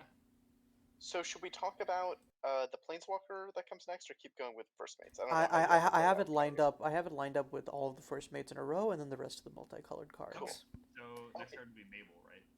Yep. Yeah, I have a lot of love in my heart for Mabel, but I'm not convinced she's good. So she's blue-white, 3 mana for 2/2 flash. When she enters battlefield, you gain 2 life and draw a card. Her first mate condition is each non-land card in your deck is an instant or has flash. So that hoop is actually more painful than you'd think because it stops you from running Planeswalkers. Or Angel of Sucor. Plenty of people. I don't actually particularly care about that. Plenty of people love building those decks anyway. Like, Caillou is. Sure. Okay. Well, I built that. I built that only because I was lazy and I wanted a 5-color mana base that could help support when the stars align. Now. I think Eggs also played it. Now, like, yeah. I mean, they played it with heavily like. I mean, I both those decks run sorceries. Yeah. Egg did play the mono instant deck. I do remember that. Yeah, but like, I don't know. I think so. The thing that I think makes Mabel interesting is if she is your engine. So you don't worry about like, oh, I don't have Planeswalkers because you have Mabel and you have Take a Walk. You have ways of playing Mabel and playing her early and playing her often. And you have something like T23 Aegis to also back it up. And I think you can get there, but I think your sideboard gets a lot more whack, and I think you make some compromise in your main deck. and I don't think her payoff is worth it. What I like about Mabel is that your opponent knows that she's going to be in your hand, right? So Yeah. it puts additional pressure on your opponent to play into your counter magic because they know if they pass the turn, you're getting free. Yeah, that's true. So that's one thing that I think is pretty cool. With a nice mind game. Yeah, it was even better before when you could swap her and pass, and then it's like, okay, well, clearly they swapped because they're intending to cast Mabel, so maybe I should play into it. Oh no, they have counter magic. Like it feels harder for your opponent to play around, and I think it has like kind of a mental taxing effect. And like as a card, she is pretty close to being a better elite garbage. Like you could run her in your main deck, and I wouldn't laugh at you. Yeah, I think that's defensible. Yeah, I mean, I don't know. I mean, like, I would point towards Cloud Blazer being like a fucking all-star. Drawing 2 cards is a much bigger deal than drawing 1 card. Yeah, and not having flying is a big deal too. But 3 mana is also an advantage. So like, as is Flash. So yeah. it all kind of balances out. Something that's nice about Mabel is you can run multiple Mabels in a Mabel deck. So I'm not certain if you'd want to do that, but I think it's kind of defensible. Yeah. You do still have access to plenty of powerful things, I guess, is where I'm at. Yeah. I think I'm probably a little higher on you than, sorry, on her than you are, Pip, but not by much. Mhm. Yeah. My favorite first mate, so... Pip of the Pip of the Heaven. Yes. Okay, so the next card is one that definitely made waves, probably not in the way that Yeah. So Marissa of the Grave Howl. So Cool. you may know. So basically, ignore the first mate text. This was basically 5 mana reanimate a permanent in any graveyard, and it could be reanimated by Resign to Madness itself, which basically meant Resign to Madness turned into, as long as you got reasonably lucky, you got to grab any permanent card from your library and put it onto the battlefield for 5 mana. Yeah. And then not only that, she also had the interaction of recurring a second copy of herself. Right, because she didn't have the Cast Rider. Which I warned Egg about, but he refused to, or he didn't refuse to, but he didn't think it would be an issue. Or I might have. Okay, I think my warning was probably less about the trigger and more about just breaking the game if she was the only target, which I guess is less of concern. But like, it's also a May, so not as big a deal. But like, yeah. So basically, anyway. the idea was that you used her to reanimate a Turi. Turi would find another copy of her plus a Corvid Heretic, and then because of Legend Roll, they'd keep dying, but they'd keep being able to bring each other back, and then Corvid Heretic would drain your opponent out of the game. So it obviously there's like other fucked up cards there, but Marissa was kind of crazy. And now as a first mate, yeah. Yes, I was gonna say, yeah. Moving forward, what do we expect Marissa to do in the first mate slot? Not a whole lot. Not much. Like, so I was actually really excited about running Marissa in like a Jund deck. But the problem is that you can't run discard with her most of the time. And I think that's kind of a deal breaker. Like Jund without discard is pretty troll, I'd say. So, that's... So I kind of gave up on that. Until we get a discard spell that is playable and also lets you play with Marissa, I'm probably not going to try to do that. You just can like tag mill 1 onto all discard spells. You can play exactly Cranial Violation. That is the only discard spell you can play with her. Yeah, like I'm not. I mean, maybe there are metas where Cranial Violation is just good. I don't think so. If Gonna be honest. But I guess if everyone's running creatures, then you just run creature removal. So like whatever. Yeah, I think there were days where Cranial Violation was pretty saucy, but we're at the days where Duress is more of a playable hand attack spell. So yeah, like I don't know. Though I guess I could see Cranial Violation becoming more relevant if like lots of first mate decks pop up, because it's like, well, I wanna, but it's still a long shot, because then you just still you want to run Stolen Secrets instead. But yeah. Yeah. So nowadays Marissa has this if it was Cast Rider, which basically means you can't loop her. If you reanimate her, she doesn't trigger. If you blink her, she doesn't trigger. So like, she's kind of just a sorcery that comes with a 2/2 Death Touch, which, to be fair, like is not the worst thing to do if you're just playing it like quote unquote fairly, because the Death Touch is relevant, letting her trade with whatever. Reanimating from any graveyard is relevant in grindy matchups. So like I could see decks that want to play her. I think you can do like a Chief Striking Dawn style deck with her. Oh yeah, I was literally just about to say that. Yeah. I think Chief Striking Dawn decks are fun and potentially powerful. So like, I wouldn't counter out. I think she's cool. Kind of sucks that you can't run her with Horrific Progenitor though. Mm-hmm. At least as the first mate. Yeah, like it's one of those things where like the net is cast so wide, but it also has so many holes in it. Yeah. More than you'd think, but yeah. But yeah, card's still definitely good. Mm-hmm. All right, so next one. Searle of the Tempest. Salt, I think. Really? Yeah, I've seen it draw some salt. Yes, I also have seen the same thing. Yeah. He's So a strong boy. So the card in question is Searle of the Tempest. It's a 5-mana 3/5 with hexproof. Whenever a permanent you don't control becomes the target of a spell or ability you control, I think that's probably the main kicker. You create a token that's a copy of that permanent. And the first mate is each non-land card in your starting deck targets or has an ability that targets. So I think now that Searle used to be 6 mana, but now that the change was made to opening hand, I think Egg wanted to a little bit. So I've seen El Makino run this in a Planeswalker's shell that has all Planeswalkers that target. And then like you can play this and immediately target something to copy it. So I think that's pretty cool. I can't really think of a better use of Searle, to be honest. I don't know if you guys have one, but He just seems it like works a with fine villainy, right? control card. TM. It does work with villainy. I'm not sure. I think Pip's gone on multiple rants about why that's not good, though. Yeah, like you're playing for the game state where you're going to cast villainy. You're going to cast a 5-drop, and they're going to cast another spell that triggers villainy. And you're going to steal a creature when villainy is a deck all about just killing every creature that ever resolves.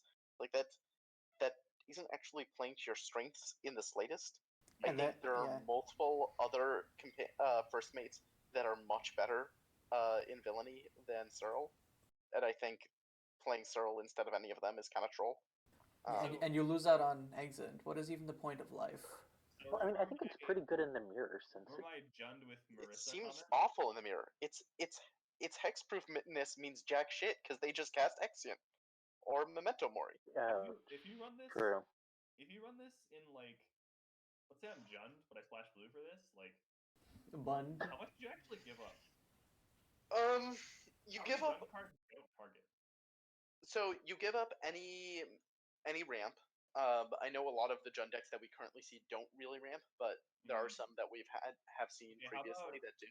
Okay, so you run 5 colors and you play Tendril Snare. Oh god. Okay.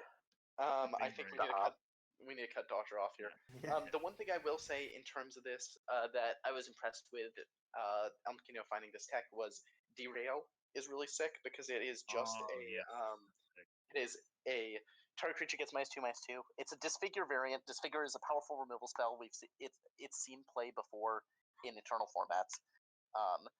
And in addition to being a Disfigure variant, it has remove 2 counters from target permanent, which was intended to be used as limited hate for projects and planeswalkers. That can steal lands. So Searle can now pawn to the fuck out of people. Well, so that's exciting. Yeah, but I think it like doesn't steal, it just creates copies of the permanent. yeah. Wait, Searle doesn't steal? No, he creates a token's a copy of that permanent. Okay, so see, my only experience with Searle is every single time El Makino resolved him versus me, I immediately cast Exeunt. And made a joke about how people complained about Searle being so hard to kill. Okay, but I think like you don't, and like I feel like even if it did like yoink stuff, like okay, sure, if Derail is like one of your main ways to like grab it, you still need to like cast Searle and then Derail something, which is like it's late enough in the game that I think stealing lands wouldn't be the thing. But Derail with like just turning Derail into Tempt Treason, but with no downside, yeah, that's pretty, or not Tempt Treason, but like yeah, you get what I mean, yeah. So 1 mana instance, it's good. I do think there's probably board states you can create where Searle kind of goes infinite. Yeah. But probably. I think those are us creating those board states. I don't think those are actually how those board states happen. Yeah. All right. Should we go to the next one? Yeah, I'm really excited about this one too. Sweet. So, I mentioned that there were multiple companions that multiple first mates that I thought were better at villainy than Searle is. Tabia is one of them. So Tabia is 4 mana for a 3/3 lifelink, and at the beginning of your upkeep, you can exile a permanent an opponent controls by paying 3 life until Tabia leaves the battlefield. However, if you control another non-land permanent that shares a type with that permanent, you actually exile it forever. it's just gone. So Tabia is really not that hard to make into a villainy shell. You don't sacrifice that much by doing so. So that's incredibly exciting. It probably Tabia means you need to also- run stuff like Ostracizer Orb, right? No, the build I was on didn't even have to. Oh, Like okay. Fair. your enchantments are just villainy and dark bargains. Yeah. Your instants are Pitwilts and Exeunts. Fair. Your sorceries, you have plenty of good sorceries. I don't think I even have a trial in that build, but you could. You need to be a little bit mindful when you're sideboarding, but what I did with my sideboard is main deck I had very few, if any, main deck artifacts, and then my sideboard was basically all artifacts, so I knew I could always be boarding correctly. Sick. Oh, and my main deck had a bunch of the sorceries were hand attack, and then the sideboard had board wipes because in the matchups where I didn't want hand attack, I wanted board wipes. So there was just a clean swap sorcery wise. So like it definitely requires you think about how you're building your deck and how you're going to sideboard in advance. Because I think the easiest way to fuck up with Tabia is to build your main deck very carefully, balance all of these types, and then just like build a normal sideboard and then realize after the fact, oh fuck, I can't board any of these things in if I want to keep these things in. But consistently having access to a 4 mana 3/3 lifelinker will, improve your aggro matchup. And the fact that if Tabia survives even a turn, you kind of win the game because you just start immediately exiling all of your opponent's shit. That's really hard to turn down. Yeah, for sure. She even has lifelink to mitigate the cost of paying the life too. So yeah, he is kind of Yeah, like the more I read this, the more fucked up it seems. It's just like free removal. Like at worst, it's a free O-ring each turn. Like damn. Yeah. And I do think with Tabia you have to, or how to phrase this. I think I kind of hyper focused on how sick Tabia is in villainy decks because I was playing villainy at the time that this card dropped, and I was particularly playing white black villainy. I'm pretty sure you can just build like generic control decks that maximize Tabia effectively. Like I don't know, playing the Globe from Alara is a good way to just incidentally get some artifacts in your deck that are good to stick around. Yeah, and Concord decks are like typically not in this color, but it's just like in those types of decks, it's just like mostly free. It's like okay. Yeah, I mean, your creatures like this and Border Maker. You can. Yeah. All right. Yeah, the only issue is stuff that counts for 2 types, like your artifact creature. Suddenly, it's like no, hold on, don't count for both. So, the next card is Valencia of the Concordant. I believe it's our final first mate. Yes. It's a hate bearer kind of creature, except it costs 3 mana. So it's a 3 mana 2/2 with first strike. And it is a one-sided Trinisphere. So each spell your opponents cast that would cost less than 3 mana to cast costs 1 more. Oh, so it's not Trinisphere. It just taxes. It was originally. Right. I forgot that got changed. So it taxes your opponent's cheap spells by 1 now. The thing I will always remember and hate and be glad I never had to play against is the version that Egg almost submitted Dark Seas with was a 2 mana that had the Trinisphere effect. Yeah. And both going up to 3 mana and not being full on Trinisphere were changes that were made. Yeah. So the first mate is pretty interesting. There are 4 or fewer different mana costs among non-land cards in your starting. Yeah, not converted mana costs. Mana costs. So I built a deck that around this first mate, and I think Augur played it in the GP. Yep. the mana costs I chose were green, 1 white, 1 and a green, and 1 and a white. The green is obviously for Mandorks. The 1 white is for Theocracy and I believe Toddy as well. And then you need 1 white because you want some amount of removal. So I think Event Horizon pretty cleanly slots in there. And then 1 and a green gives you the best selection of like aggro creatures / hate bears. So you can run stuff like Sacrificial Bull. You can run stuff like Crewmaster Gillo, cards like that. And you also have access to stuff like Ethereum Abrogator and other various good white 2-drops. So the problem is with Valencia, you are giving up good like green-white creatures like Anomalion. You're giving up cards that might be good like Fighting Companion or Katie or good white 1-drops. Like it has a pretty significant influence on what kind of cards can actually go into your deck and limits deck building quite a bit. She also only is really good in green-white hate bears. I don't think I could think of another strategy that actually wants her. So she's pretty narrow. And now I think at the timing she comes down, she's also not gonna slow down your opponent too much, especially if they're just trying to play on curve by playing a 3-drop. She doesn't actually do anything there. So I would say overall she is less impactful than she looks. Is how I would describe it.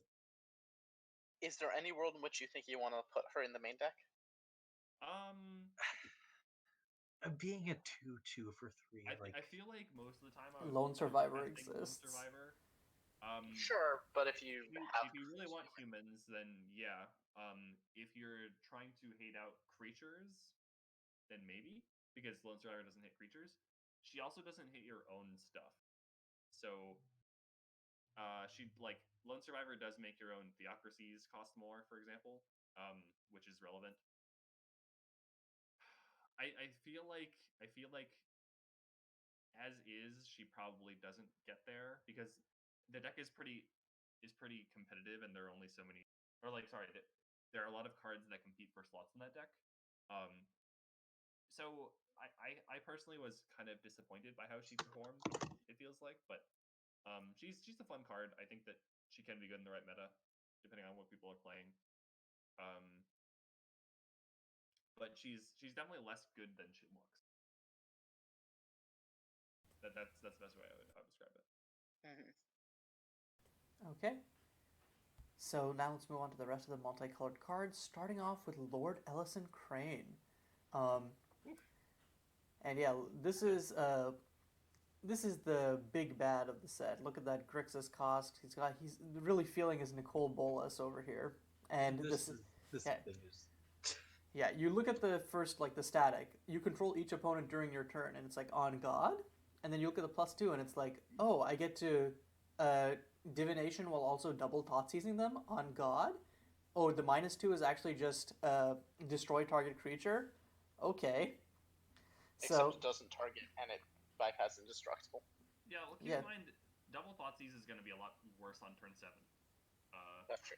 I mean, this is assuming that we're casting Crane on turn 7, like fairly and normally. Yeah. But yes, I do agree. Like, I think the main deck that we saw him in was the Leyline Alignment field, which obviously we don't have that level of ramp anymore in the format, but I think that the Crane... what I would give for the Eldritch Egg nerf to be reverted for this. I would murder someone.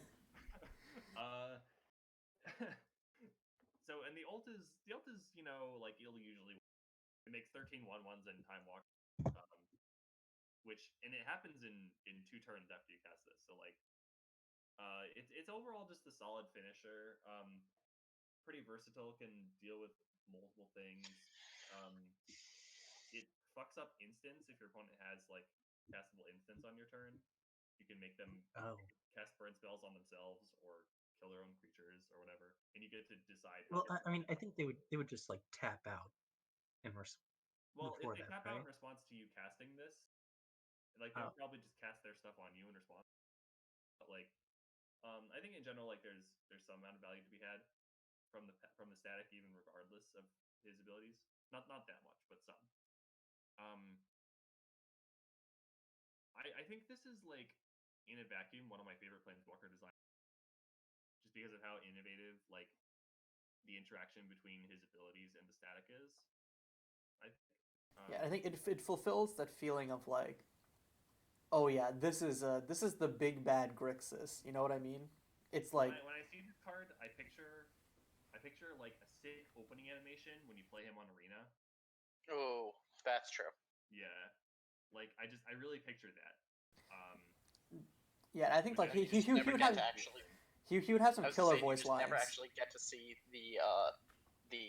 Yeah, I think this card has issues similar to the original Nicol Bolas, or the Nicol Bolas Planeswalker. I'm not sure if anyone here is familiar with that story, but when they were creating him, the original version, they found that he actually wasn't fun to play because whenever you cast him, your opponent conceded before you could even use any of the loyalty abilities. So they had to balance him such that he was basically impossible to beat, but there was that sliver of hope so your opponent actually played along for the first couple turns before they scooped. Yeah. I think Crane has similar issues where your opponent, when they look at their hand and their board state, they know pretty much immediately, can I afford to play against this card? And I think you're going to get a lot of immediate concession scoops when you cast Crane, and you don't get to see the cool animation or hear any of the cool voice lines. That's fair. I think it's worth pointing out just a little bit that Crane actually has a lore collab, with Planeswalker from Elmare, Dawson. Basically, their backstory is that they used to be pirates together on the same ship, where Crane was captain and Dawson was the first mate. And when they found a treasure, Dawson actually murders Crane to take the treasure for himself, and then leaves. And then Crane resurrects, and is beginning to raise an undead army to exact his vengeance on Dawson. Does he know that Dawson is on another plane? Does he know that he himself is a planeswalker? Yeah, both Yes of them were and yes. planeswalking Okay. pirates, I assume. They were planeswalking pirates. Yeah. Got you. So Oh, so how does he plan to take the ghosts through the Aether or whatever? Or through We're the not going blind to worry return? too much about that because Yeah, I'm sure okay. it's bullshit a lore reason, and where people are going to be Well, unhappy if they care about lore, and I'm yeah. not giving a shit. All right. Yeah. I don't That's know. just a fun little tidbit though. Yeah, fair. It'll They- probably like involve Ocus or some nonsense. They What could go wrong with involving Ocus? Yeah. All right. Should we get to the actual best planeswalker in the set? Yeah. I want to talk about Tamiyo. Oh boy, Alright. this is. So, Tamiyo is probably my favorite card to come out of this last release period. And she is the best Concord Planeswalker and card that came out of this. Sag. So for 3 mana, you get a 3 loyalty Planeswalker, and I think honestly we don't even. So she got nerfed in this latest patch, going from 4 loyalty to 3 loyalty. I don't even think we need to talk about how busted she was at 4 loyalty because at 3 loyalty, she's There's a reason that So- everyone was calling her Oko Light, even though like none of her abilities match what Oko does. So I think she is still insane, and I think most of the decks that run her should still run her. It just changes some play patterns. So for 3 mana, you get a 3 loyalty starting Planeswalker. +1, scry 2, untap up to 1 target land. -2, draw a card for each card type, not permanent type, among permanents you control, then discard a card. -8, until end of turn, you may cast spells from your hand and graveyard without paying their mana costs. If a card be put into your graveyard from anywhere this turn, exile it instead. Okay, lots of text here. I think the first thing to talk about is the -2, because the -2 is the thing that I immediately realized was incredibly abusable after playing like the first deck I played that ran 2 copies of Tamiyo, and it was the first General of the Wards deck that I was mentioning. Yeah. And the first time I resolved a Tamiyo and got to use any of her abilities, I realized, wait, this card is way better than I thought she was. And that led me directly to creating the Blue-Green Concord deck, which just was like kind of a turbo Tamiyo deck. And kind of going forward, I think people pretty quickly picked up on the fact that -2 usually draws you around 4 cards if you have built your deck for it. And you have to discard a card, so it's technically only +3 card advantage, but +3 card advantage on a -2 of a 3 mana walker is very good. So that +3 card advantage is assuming that you have Tamiyo, you have a creature, you have a land, and you have dealer's choice on another permanent type. One minor thing to note is that if you have a Polyp Pools, tribal counts for that -2. I haven't seen any Paul Pools Tameo decks, but I'm sure someone's going to make one eventually. So the raw cards you get is very appealing. She plays great with planeswalkers like Seto-san, who can instantly set her up to have artifacts or enchantments. She plays great with Sights Beyond. She plays great with the Concord mechanic in general. You can go on and on about things she synergizes with. But the -2, I haven't seen anyone abuse the fact it is also a discard outlet yet, but I can see that happening. Yeah. The +1 is, I think, the most underrated ability on that card because it is actually insane. Untapping a land when you and essentially Yeah. drawing a card. Like we Yes. can usually raise Scrying 2 is about drawing a card.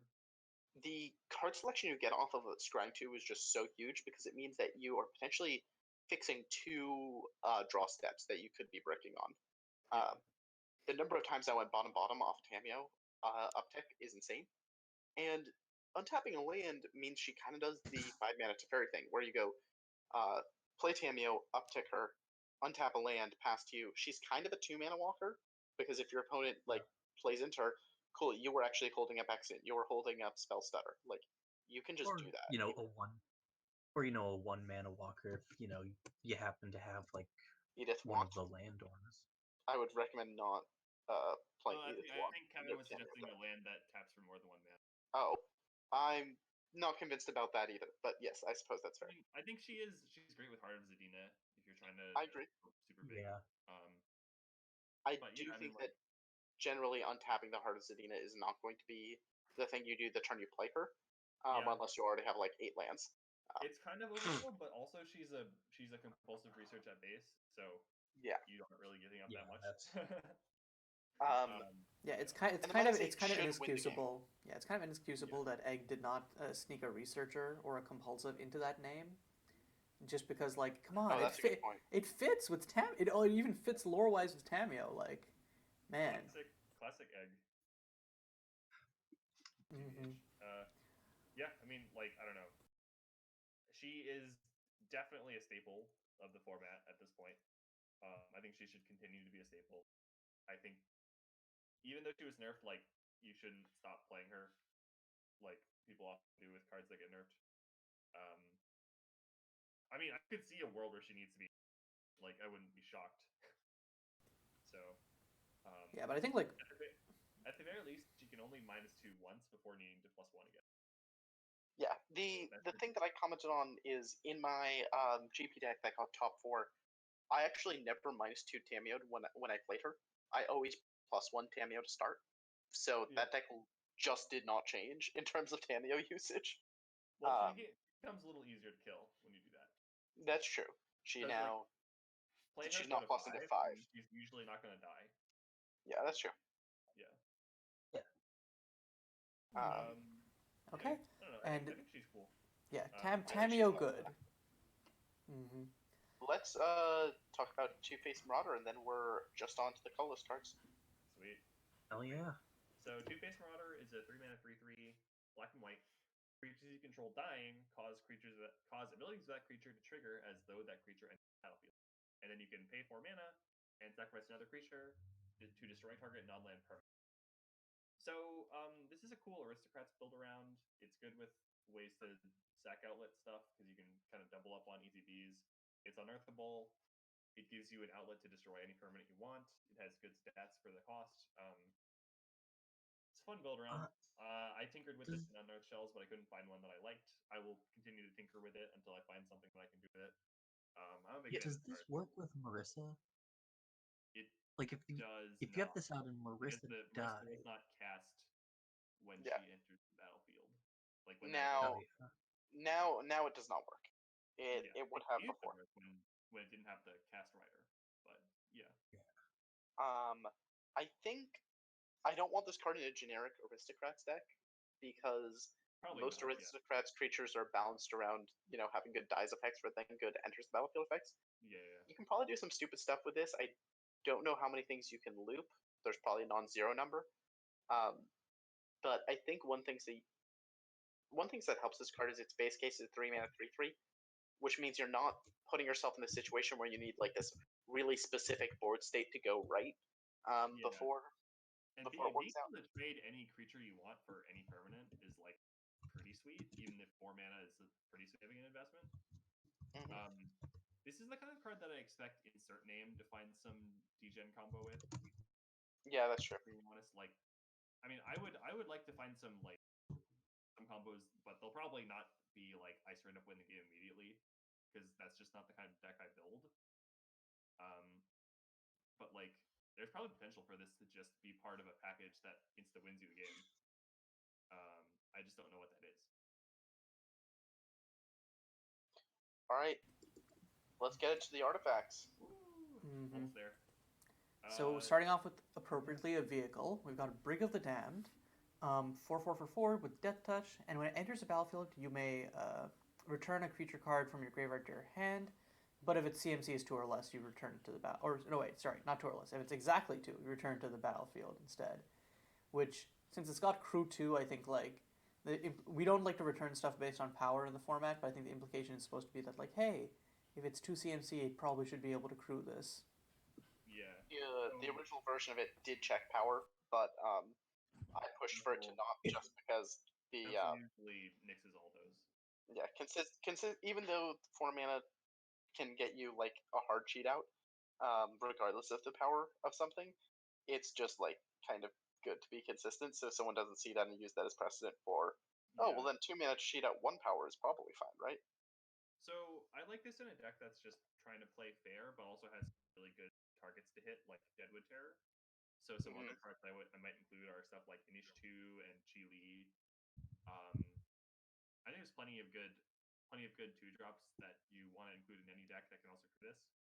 If your deck somehow cares about artifacts, even better. Like, this is a card I might consider for Harriet mid-range deck. Even if you're not reanimating something, like, it can just recur any creature you want. So, like, that's not a terrible value play. In general, like, I think there's enough stuff going for this that would make me consider this energies. But like, it's not a slam dunk. You need a reason to run it, basically.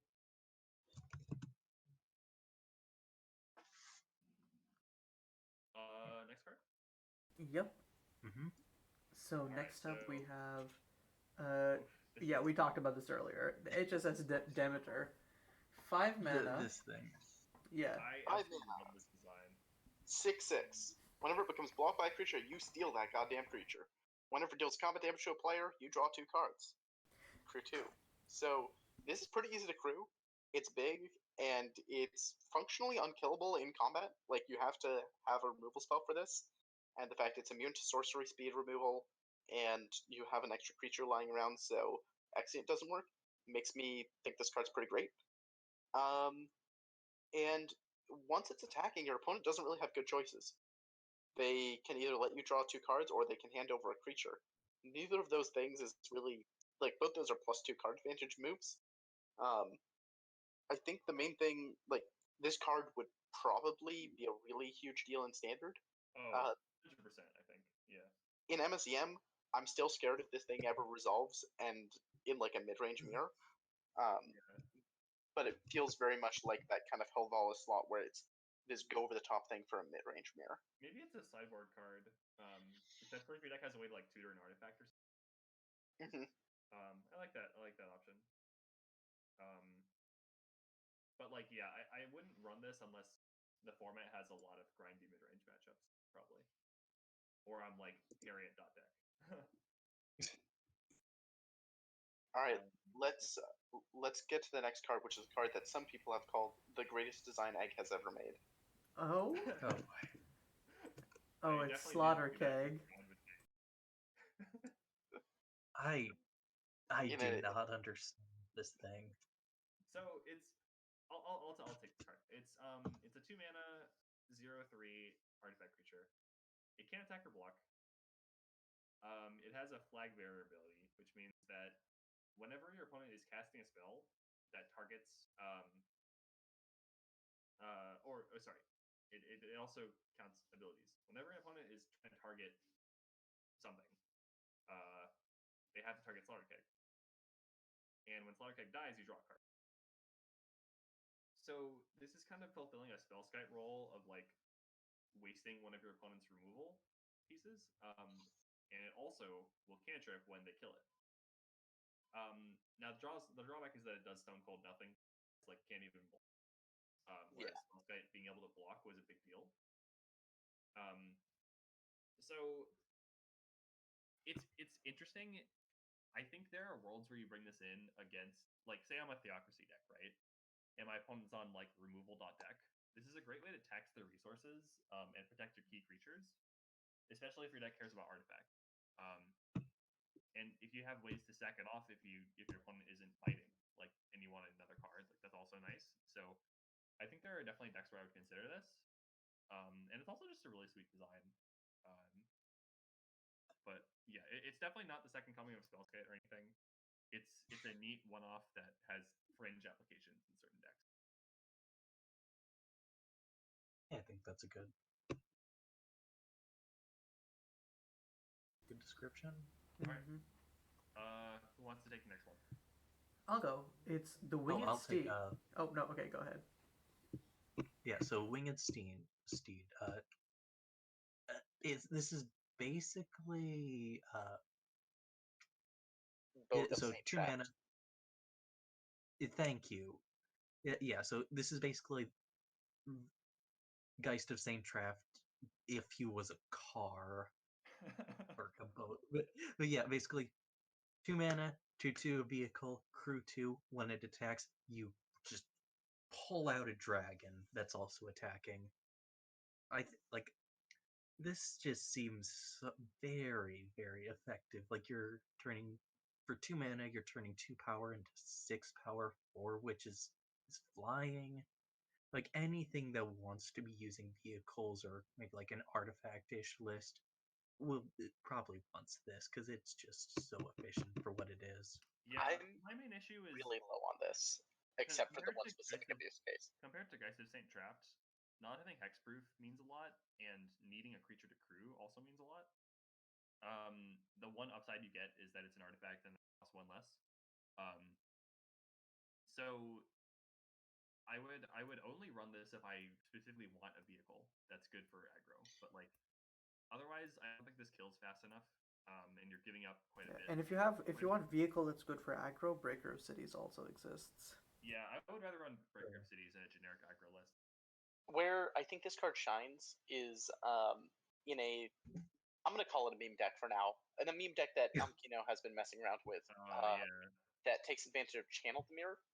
So Channel the Mirror is a card that is a very deliberately strange card from Ophorio, because if something is going weird in MSEM, it's probably that set's fault. And what it does is it doubles all the numbers on a ability or spell. So you attack with Winged Steed and you target the triggered ability with Channel the Mirror. And that means that instead of creating a 4/4 dragon, you create 2 8/8 dragons. And while those tokens still, disappear at the next end, so that's 16 flying power. That'll probably KO someone. But I think basically outside of that really specific 3-card combo of Winged Steed, Channel the Mirror, and a 2-power creature, I'm not high on this card. I think it's too easy for it to just like be a huge tempo negative play. It doesn't swing until turn 3. You need a 2-power creature, which is so much harder to do than like crewing Smuggler's Copter or whatever. I'm not sold. What it's really missing is like an extra toughness. Because if it had an extra toughness, I think it could attack a lot more easily into a lot. But in a lot of cases, you're basically, if you're attacking with this, you're kind of like sacking it off to deal 4 damage. Yeah. So that's not exactly where I want to be with my aggro creature. Especially because you have to invest 2 power to make it a creature in the first place. So yeah. Which is unfortunate because it's a really sweet card, but probably not going to be super competitive for MSEM. Yeah, I feel like So- if you want to be making 4/4 dragons, you probably take the what's it called? Champion of Scales. Champion of Scales, yeah. Yeah. So the next card is one that I'm kind of excited about, but I haven't found a shell I want to put it in yet. Pirate's Hideout is a land. It enters untapped. It taps Ted Cutlass. It has 3 tap, draw a card, activate this ability only if a creature died this turn. I don't know if any of you guys know this, but if you staple a draw engine onto a land, it becomes really, really busted.